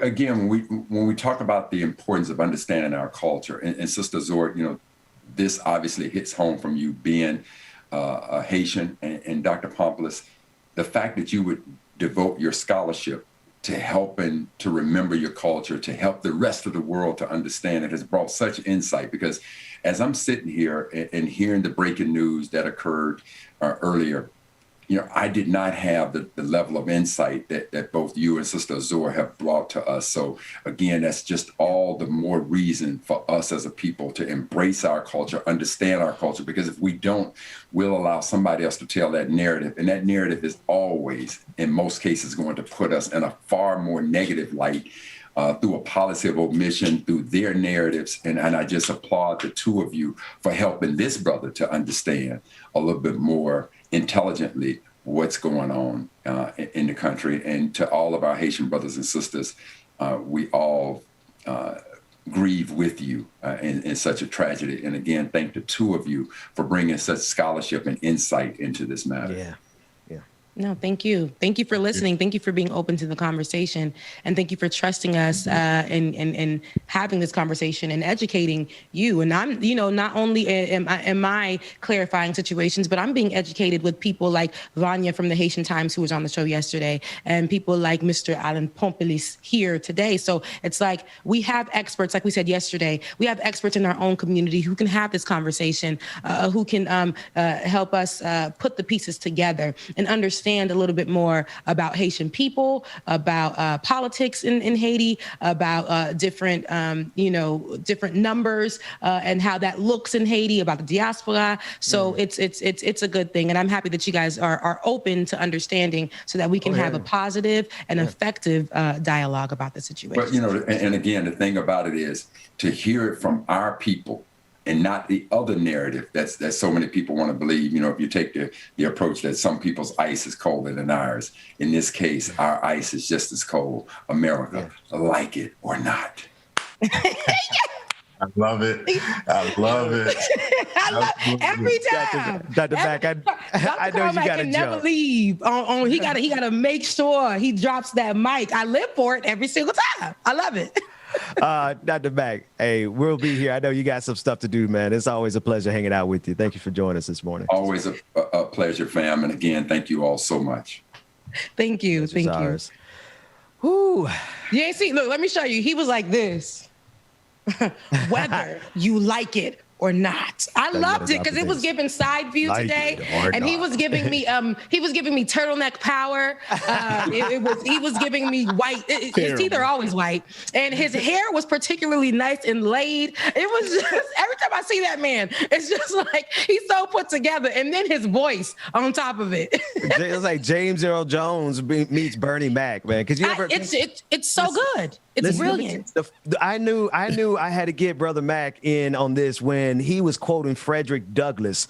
And in the middle of quoting Frederick Douglass, he dropped mother MFer better than Bernie Mac. So how do you go from, he said, power concedes nothing and it never mother will. I mean, I'm like, Dr. Mac, he is brilliant and he's funny as hell, especially when we take the filter off. We have to have a Dr. Mac, Bruh Mac Unfiltered episode. And I promise you, y'all gonna laugh until you cry. It's amazing. So Pompous, Alain, man, thank you for being Johnny on the spot, because I knew you would be able to bring some scholarship to this conversation. So thank you for being available to come on and jump on with us to discuss this. So Dr. Pompous, for me, I have a quick question. I know you say you know Ben and you guys were out in the trenches together, the trenches in Costa Rica. But I do see that you represent Alpha Phi Alpha. Did you graduate from an HBCU? I did not. Oh, but then I don't care what you have to say anymore. Everything else after this is trash. You didn't go to an HBCU? Look. I represent the Xi Order chapter at the University of Central Florida, but I would be remiss if I didn't mention that my wife, my beautiful wife, Mary Pompous, or Mary Jordan as her maiden name, went to FAMU. So we have that fight. Where you were going. Yeah. We got only the best graduate from Florida A&M University. And to all my exes that are watching right now, you slipped up and you missed out on putting a ring on this Rattler. There are other people who will, and it's going to be a great thing because Florida A&M women, because Benjamin Dixon happens to be married as well to a Rattler woman. And it's just something about a Rattler woman who, many men that come from other raggedy hell Wildcats. And many men who come from PWIs such as yourself, they have to reach out and touch a Rattler's hands and the uplifting that happens after that. Reach out and touch. You sound like my wife in some of the conversations we've had in house. PWI versus HBCU. I have to admit, I've been awakened. Because our culture wasn't privy to that. Yes. We had my parents really enforced a strong education. To progress, you need to attain a strong education to do well and things like that. And my parents poured a lot into me, but we had to navigate for ourselves. My parents came over in the 1980s. And I had to, figure out my college application. I had to research these schools because they just weren't in that space. They eventually earned their degrees. My dad has a master's. My mom is a registered nurse and has been for a while. But I didn't know about, the FAMs, the Howards, the illustrious HBCUs. You didn't know about all this culture we had in the Black community before you ran. You and that sister from Costa Rica, the indigenous sister from Costa Rica, who was like, Black people don't have no culture. Oh, I was like, Ben can't wait to say this. Go ahead, Ben. That sister in Costa Rica, Afro Costa Rican, love her. She was great. But we argued that Afro Latina. That was the night. No. Oh, we argued that for hours. Bro, we did. We argued until the morning. We brought that conversation back. It was a speaker that was introduced to our program to have conversation about Costa Rican culture. She made that comment.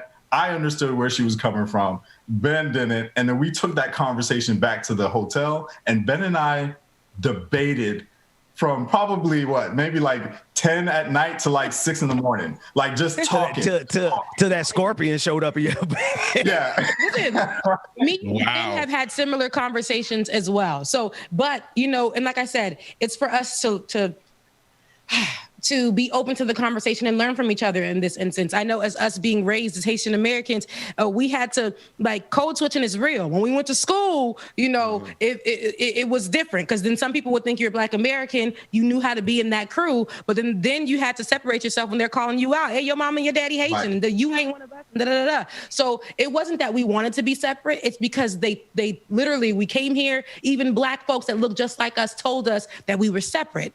And so it's kind of like something that we grew up with. Now, I do get that for Black Americans, it's offensive.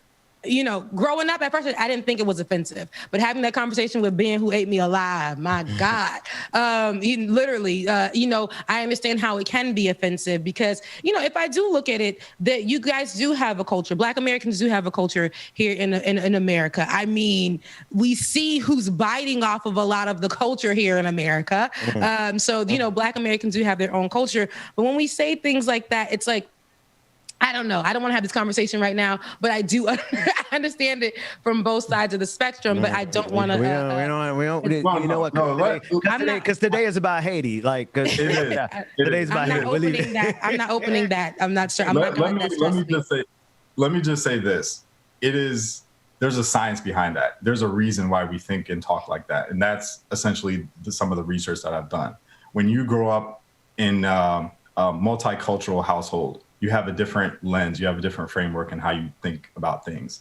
One thing that I've learned in my studies is that culture is essentially the definition that we learn in our program, is that it's the collective programming of the mind. So when you grow up in that dual household, dual culture, when you have to leave the house and enter into America and the world, America sees you as Black America, you have to adapt to that, and you embody that. Then you go back home and you come into Haitian households where, certain things don't fly, and, we have our own culture, we have our own language. You grow up and you assimilate and adopt that. So there's a science behind that. We can chop that up and have a conversation. No, we ain't chopping it up today.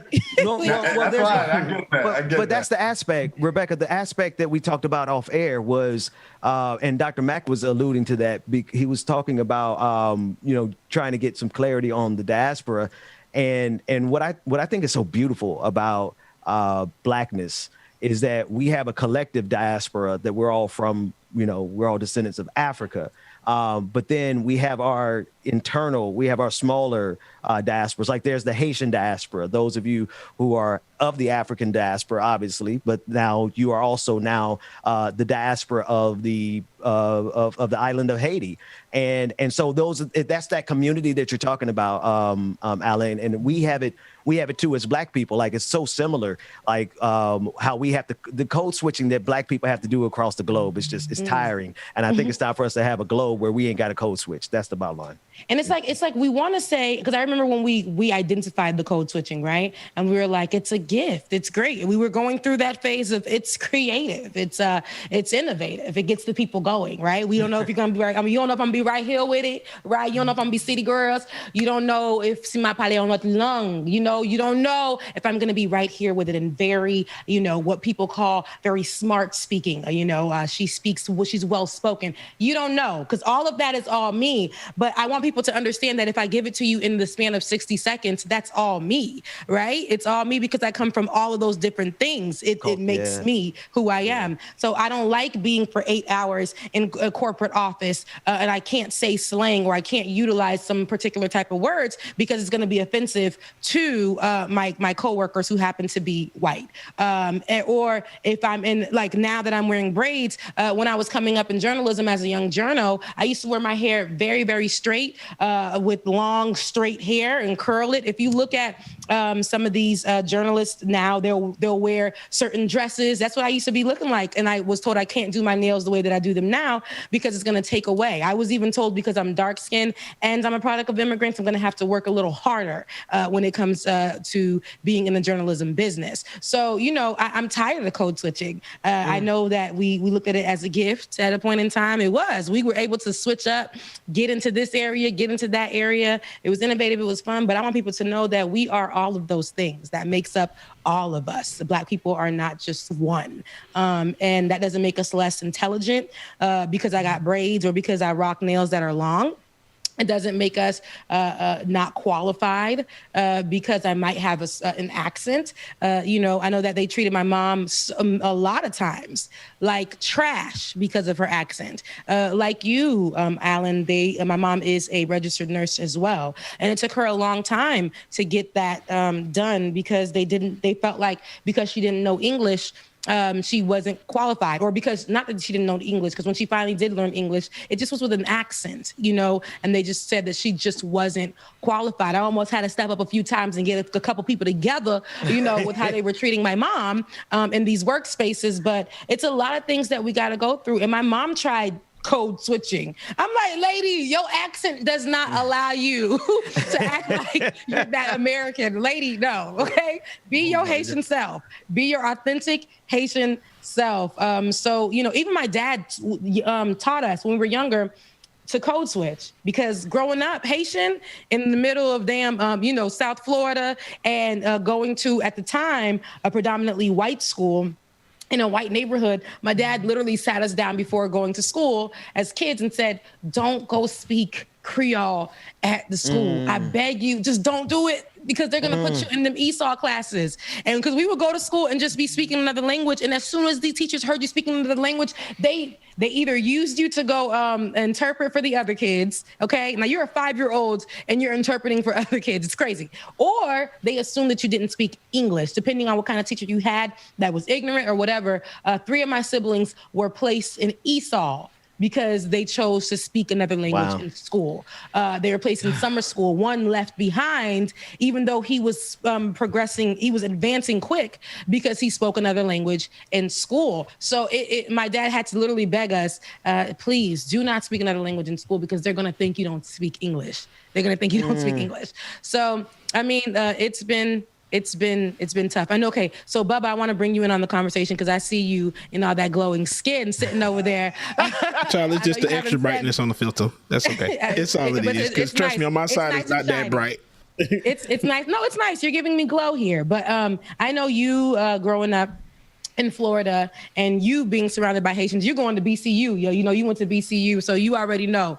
Have you ever had to have those conversations as well, like Ben, where you've had to be in a position where it's like, okay, I know what it's like to be a Black American, but now, having Haitian American friends, seeing the difference in the lifestyles and seeing the code switching there. Have you ever had to put yourself in that situation as well? Not really. I grew up in Alabama and Georgia, so we were country as hell here. South. And when we went to Florida, that much.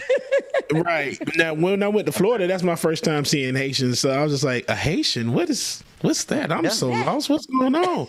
But they were beautiful Black people, and they spoke weird to me, that little French Creole thing.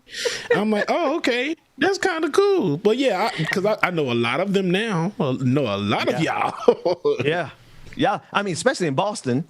I didn't realize there was such a huge community in Boston of Haitian Americans. Yeah. Because Haitians will come off of will come to America and be like Boston, New York. When I say New York, we say Brooklyn because that's where it's at. And when you go to Florida, it's particularly South Florida. You have some people in Central Florida. They don't really live in North Florida for real, unless they've migrated for school or whatever. But those particular areas are where Haitians go and plant themselves. Which is crazy because Alan, when I met you, I think I was either living in Boston or getting ready to move to Boston. But we connected at University of Southern Mississippi. But then we realized both of us were from like Central and South Florida. We both had ties to South Florida and Central Florida. It's kind of like what you was doing in Mississippi. You played sports? Oh, Alan? No, because you know you're talking to me about. I'm like, Alan. No, it actually was a program that was for working professionals. So, in the entire years I was in the program, I maintained a full-time job and, support my family and things like that. But this was the one where we had to travel. We had to travel, 3 times, 4 times a semester. In there and doing in-person sessions. So that's why I guess we attended that institution. Yeah. It made you ain't gonna find Haitians for real in Mississippi for real. Like they're not. That's the first place they're not gonna go unless they're there on scholarship. Y'all know better. Y'all know when y'all come to America, if you don't go nowhere, stay away from Mississippi. No, and I say that as a person who grew up in Mississippi. But well, people will literally, how people are. It's like we got one person that then came somewhere and was like, "This is the spot to be." Haitians will move to South Florida because it gives them. It's almost like being in the Caribbean, like that kind of like gives them that connection. In Boston, it's because there are a lot of other Haitians in Boston. In Brooklyn, you think Haitians like the cold? No, but because there's a community of Haitians there, they will go and migrate there. So it's like wherever they know Haitians to be, wherever they know they can flourish and kind of assimilate better without being, without it being as hard. Going back to that, like that, there's a science to that again. Back what I'm saying, like the communities that are formed.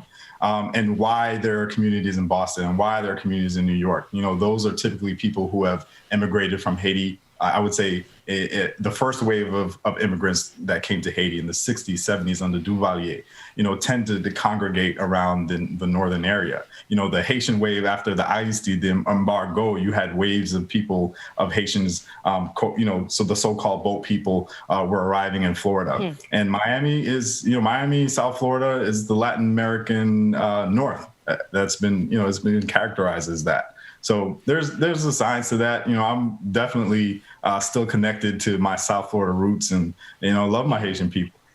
Yeah, I mean, it ain't nothing like South Florida. I'm going to say that, okay? When it comes to Haitians, ain't nothing like South Florida Haitians. I know there's always an online argument about New York Haitians and South Florida Haitians. Listen, and who can dance the best? It's South Florida. We're the closest to the Caribbean. Y'all had to jump a few states up. Hey, can I just say, just on some like ridiculous side note, one of the best goddamn quesadillas I've ever had in my life was at this hole in the wall Haitian joint. Quesadillas. Listen, and I know it's not a part. I know. Listen, I'm gonna tell you, this is what no. They of course I know quesadillas are like whatever, but this was they featured. It was a hole in the wall in West Palm Beach. I don't remember the name of the club because we had been drinking and we talked. It was 3 a.m. So they had one thing on the menu.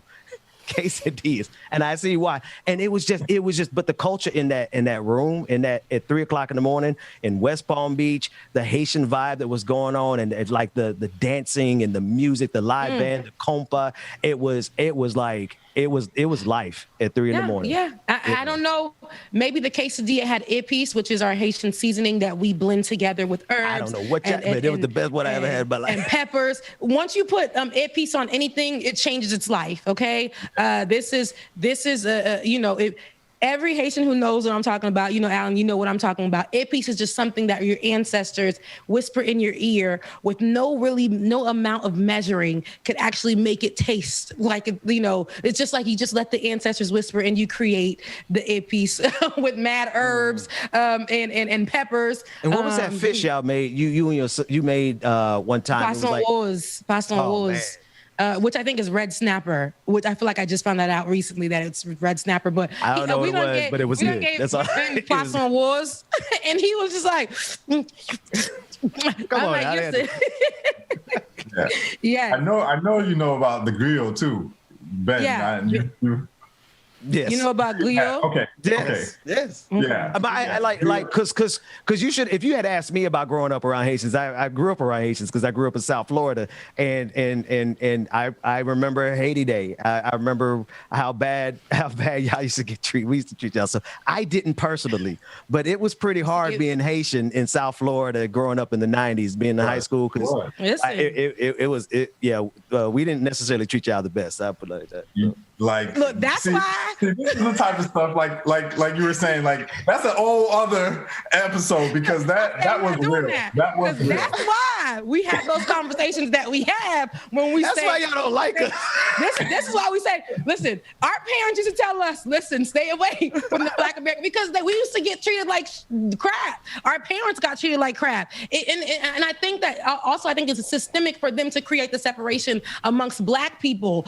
They made us feel like there was, being Black American was always better than being a Black person who was from another country, period. And then if you're a Black person, we ain't know no better. And it was weird. And then all the Americans would only say bad things to us in our language. And you know, the first thing I learned how to do in Creole was cuss. So you're right. And they would live. They had no respect for our parents. I mean, like, oh my God, we were so rude. Your house stank, and they'd be like, that's just my mom cooking the rice. And then we used to get so mad. We used to like put this shirt underneath when my mom would cook food. We'd put the shirt underneath the door so that we didn't go to school smelling like Haitian food and getting picked on. But it was shout out to my neighbor. Shout out to my neighbor in Boynton Beach, who house always smelled like the best Haitian seasonings that you could ever imagine. Just made the entire bottom floor of the entire neighborhood smell like the best Haitian. But you know who held it down? We held it down with each other. Remember the hurricane came and we didn't have power for 2 weeks in South Florida. So shout out to my Haitian neighbors down there because they was in the backyard creating the makeshift goddamn stoves with my mama legs right open. She over there looking like she in Haiti. Done had rocks. Oh man, that's put a so pot funny. on there. Got it real hot. We was eating good while the next door neighbor was eating the SpaghettiOs at the kitchen. We were surviving, okay? So, but anywho, yes, getting picked on was a lot. It was, and it caused a rift between, growing up between me and Black Americans growing up. But then I also had to code switch. If it wasn't for a Black American, I would have never got introduced to an HBCU. I would have never gotten introduced to that culture. I had to teach my parents, like we were talking about earlier. I had to teach my parents what that was because for the Haitians who don't know HBCUs, the first thing that they said was, oh, no. Again, there's too much Black Americans at this school. And I had to explain to them, hey, this particular school breeds excellent Black Americans and Black people. So I had my parents go to the school. My dad, who's been here since he was 17 years old, he still had that Haitian way of thinking too. But he was affected by being bullied when he got here as well. But when I brought him to the school, it was the leaders at the school who pulled him to the side and gave him like this whole walkthrough at the school, helped him understand history at the school. And he left there feeling really Black and empowered. I loved it because I'm like, now you see that, this HBCU is not only about American culture, it's going to teach me about myself as a Haitian American. It's going to teach me about my culture. And it sure did. It's the blending of Black folks from all over the world there on the highest of 7 hills in Tallahassee, Florida. Okay, I knew she was going there. I knew and then I was just gearing up to make sure that I gave Bethune-Cookman University, it was college at the time, give them credit because once we hit the shores of Bethune-Cookman, and I'm sure it's the same thing at every HBCU, like you're saying, Rebecca, the way they unified and changed our thinking about Blackness and made it international and taught us about the Haitian Revolution and taught us how you got, that fundamentally changed. We just ain't know no better. We need to get that kind of teaching in high school.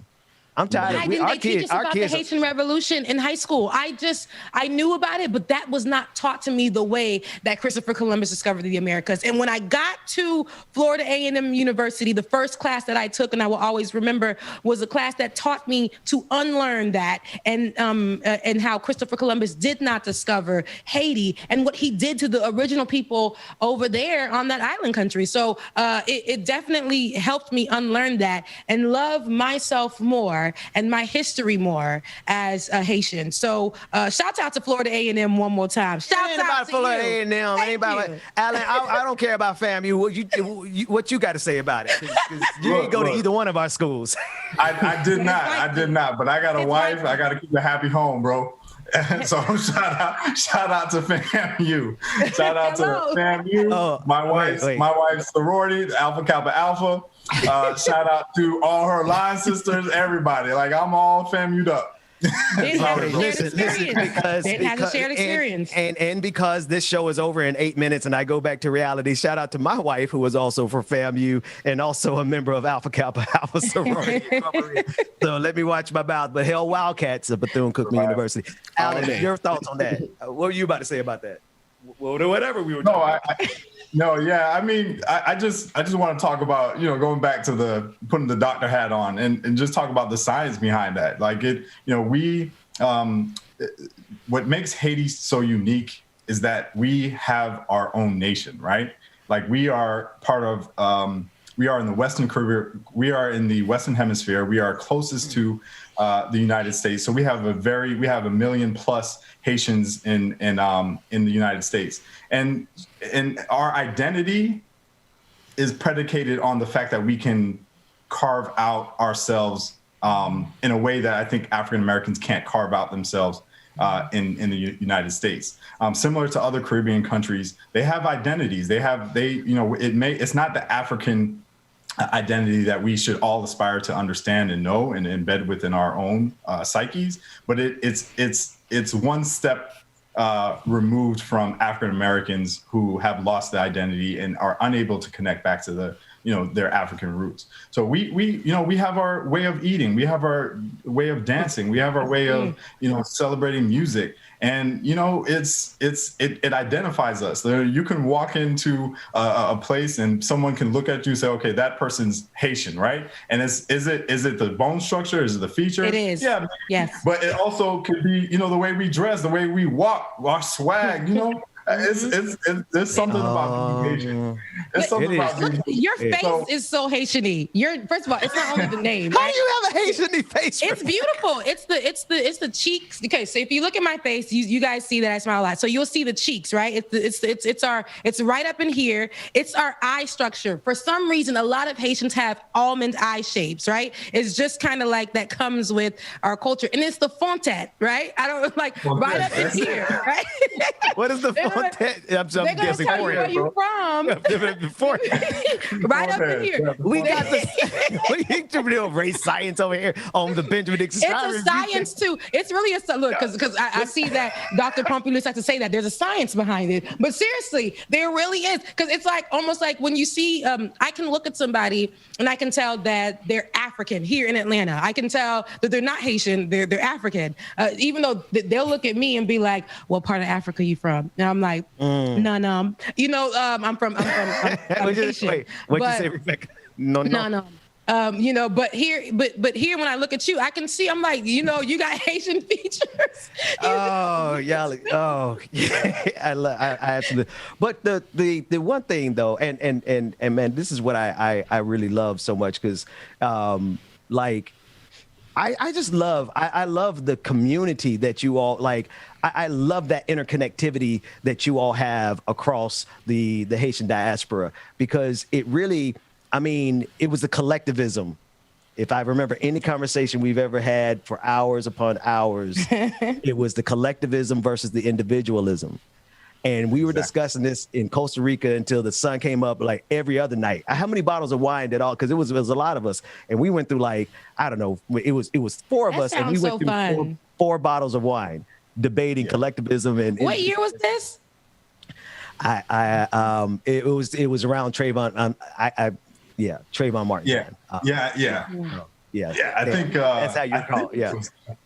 Yeah, it was a while ago, but yeah, that conversation, it started with a bunch of people. I think we had a gentleman from Puerto Rico. He served under the Obama security, something like that. He was on security detail or something like that. And so, but at the end of the night, it was Ben and I just debating about that. And so this argument is, it's called The 6 Dimensions of Cultural Dimensions by Gert Hofstede. And what that essentially says is that certain nations have certain cultures, and they're divided by either being collectivist culture or individualist culture. So in America, the individualist is predominant. And I think what's happened is that the African-American community has adopted that culture. So you're out at 18, you're on your own, you're going to be, trucking it by yourself, doing everything by yourself, and you have to set your path by yourself. Collectivist culture really is about we. Everything is about us. You're an extension of your family. And so I think when you're faced with adversity in America, that it's really important to have this collectivist thinking that we are unified. And so that's where it comes from. Haitians are, despite that's everything that's going on, and the opposition, the political unrest, like there's a phrase that says unity fait la force, which is we're unified when we're together, or we're stronger when we're together. And so that's just, that's a mind frame. That's a way of thinking that really identifies and helps our culture. And the other thing I want to say is to what my sister Rebecca was saying, my whole research is around the benefits of growing up in that multicultural world. So we have that Haitian culture. We have that strong identity. We went to these universities. We were equipped. We're educated professionals, and what we need to do is reapply that back to Haiti. So there's called a cycle: brain drain, brain train, and brain gain. And that third element is what we need to what needs to happen in Haiti.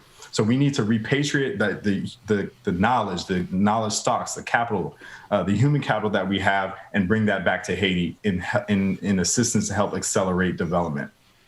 So, yeah, I agree with that 100%. I feel like it is up to us, who is in the diaspora, or who has opportunity, who has education, and who has, the space to help bring awareness to the other side of Haiti, and to, help tourism come in, help rebuild its character as we know it to be. I know that for a long time, when I was younger, we never went back to Haiti because my parents just said, oh, danger, like it's just like too dangerous. And it's like, but this is where y'all from. Let them speak about it to their friends. They're talking about all the good old days and how Haiti used to be and da-da-da-da. But then if I say, Mom, I want to go to Haiti one day, they're going to be like, no, da-da-da-da. It's too dangerous. But now the older that I've gotten, and I've got to experience that with my oldest brother, and just to go back to my mom's community and say to myself, okay, if I can't take care of all of Haiti because my little self cannot, what I can do is use my platform to bring awareness, to talk about Haiti in a different kind of light, to not only talk about the negative, but definitely bring about a positive conversation or an educating conversation. And then at the same time, put back into my mother's small community in her village area of where she lived. That's what I can do. And what I can do is like go and bring protection to the women in the community so that, and help them understand what protection is and those kind of things, So that's where I was like, okay, all of us who really love Haiti and not only rock the flag because it's popular right now. It's a difference, when we rock that red and blue because it's popular right now, right? We say we Azo, we Haitian. It's cool, right? When it's music, when it's affiliated with our music, when people say, yo, man, I got a friend that's Azo, it's all cute. But when we really have to talk about, being Haitian and representing Haiti, that means that we also got to reach back and make sure we protect what's ours. Yesterday, Vanya from the Haitian Times was saying that we are literally just right here from becoming a failed country. And I don't want us to become a failed country. That breaks my heart to think about that every day because I know and I've seen the beauty of Haiti and I've seen the beauty and resilience of our people. But what's being shown in the media is totally different. Yes, we have a lot of things that are going down in Haiti, but it's up to us, the millennials, the Generation Zers, to definitely make sure that we do our due diligence. When we're going off and we're representing Jamaica on yachts and boats and stuff like that, we don't forget Haiti. And we don't forget they got the same water. It's like the water is just as beautiful in Haiti. For us to go back and give to our community, put money into Haiti, and do what we can. I know I have friends who have built an Airbnb. I mean, the Airbnb is everything in Haiti. So whatever we can do, small or big, as Haitians, as products of Haiti, I think it's our duty to definitely take care of home. It's us. It's us. It ain't gonna be nobody else but us. Nope. And what you're saying? Sorry. Yeah. What? Just real quick. What she's saying? She's talking about being a transnational diaspora, and that's what we need to get to. at that transnational level to where it's not just about remittances and sending back money, but it's about active participation within the development initiatives. You talked about going back. There's that's called diaspora tourism, and Ghana really. I don't know if you guys ever heard, but the year of the return that was wildly successful. I'd love to see that in Haiti, because there's the old people that left Haiti and never been back. There's sort of the middle-aged to young generation that may have experienced Haiti and have the opportunity to experience Haiti in a different light. So it's look, safety and security. Once that foundational piece is put in, you're gonna see it. We can see it, and we can do it. Yeah, I believe we can do it too. So we put that out in the atmosphere. That is such a good thing. I would love to see a year of the return for Haitians in Haiti. And let's just have a good time. We're dancing to our music. We're eating our food. I think it's possible. I know right now we're going through so much. We've been going through so much. But listen, it's been since our freedom, since we definitely demanded our freedom, we've been going through so much. And we're here today. So I think that we got so much more to go. I know people are saying our country has failed. Some people are giving up on it, but I know that a lot more of us aren't giving up on it. So shout out to Haiti. Like I said, free Haiti until we say it backwards. Haiti is free. And in my mind, Haiti will always look. That's right. Look, we always got something Haitian on the side. Always. Somewhere. Always. But thank you so much, Alan, for coming on the show. We will have you more often, because I love how you break things down. I know I might say it in a just a regular verbiage, but I love how you break it down and you make it, there's a science behind it. You know what I'm saying? I love that. I live for it. Hey, listen, I know now, see, anyway, we'll talk about the program on another episode, but I know they're proud. I know you made the program proud this morning, man.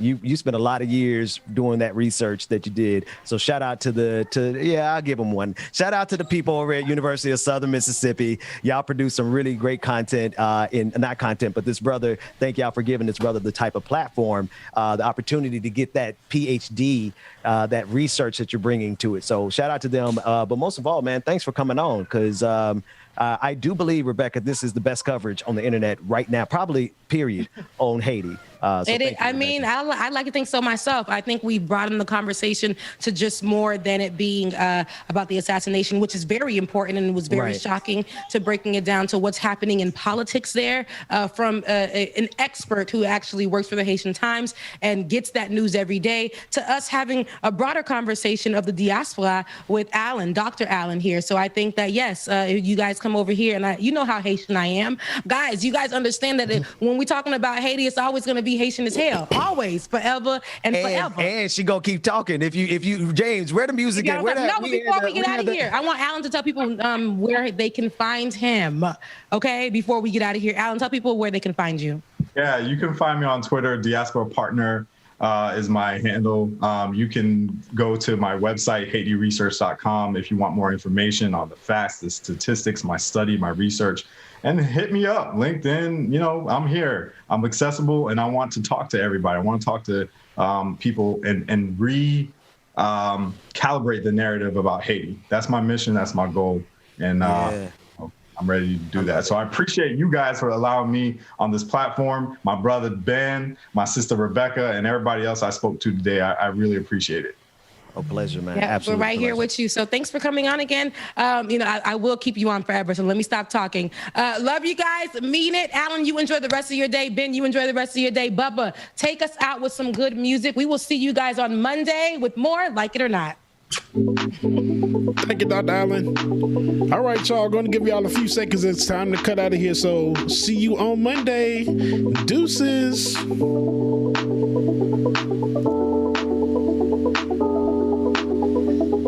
When I get you back, oh yeah.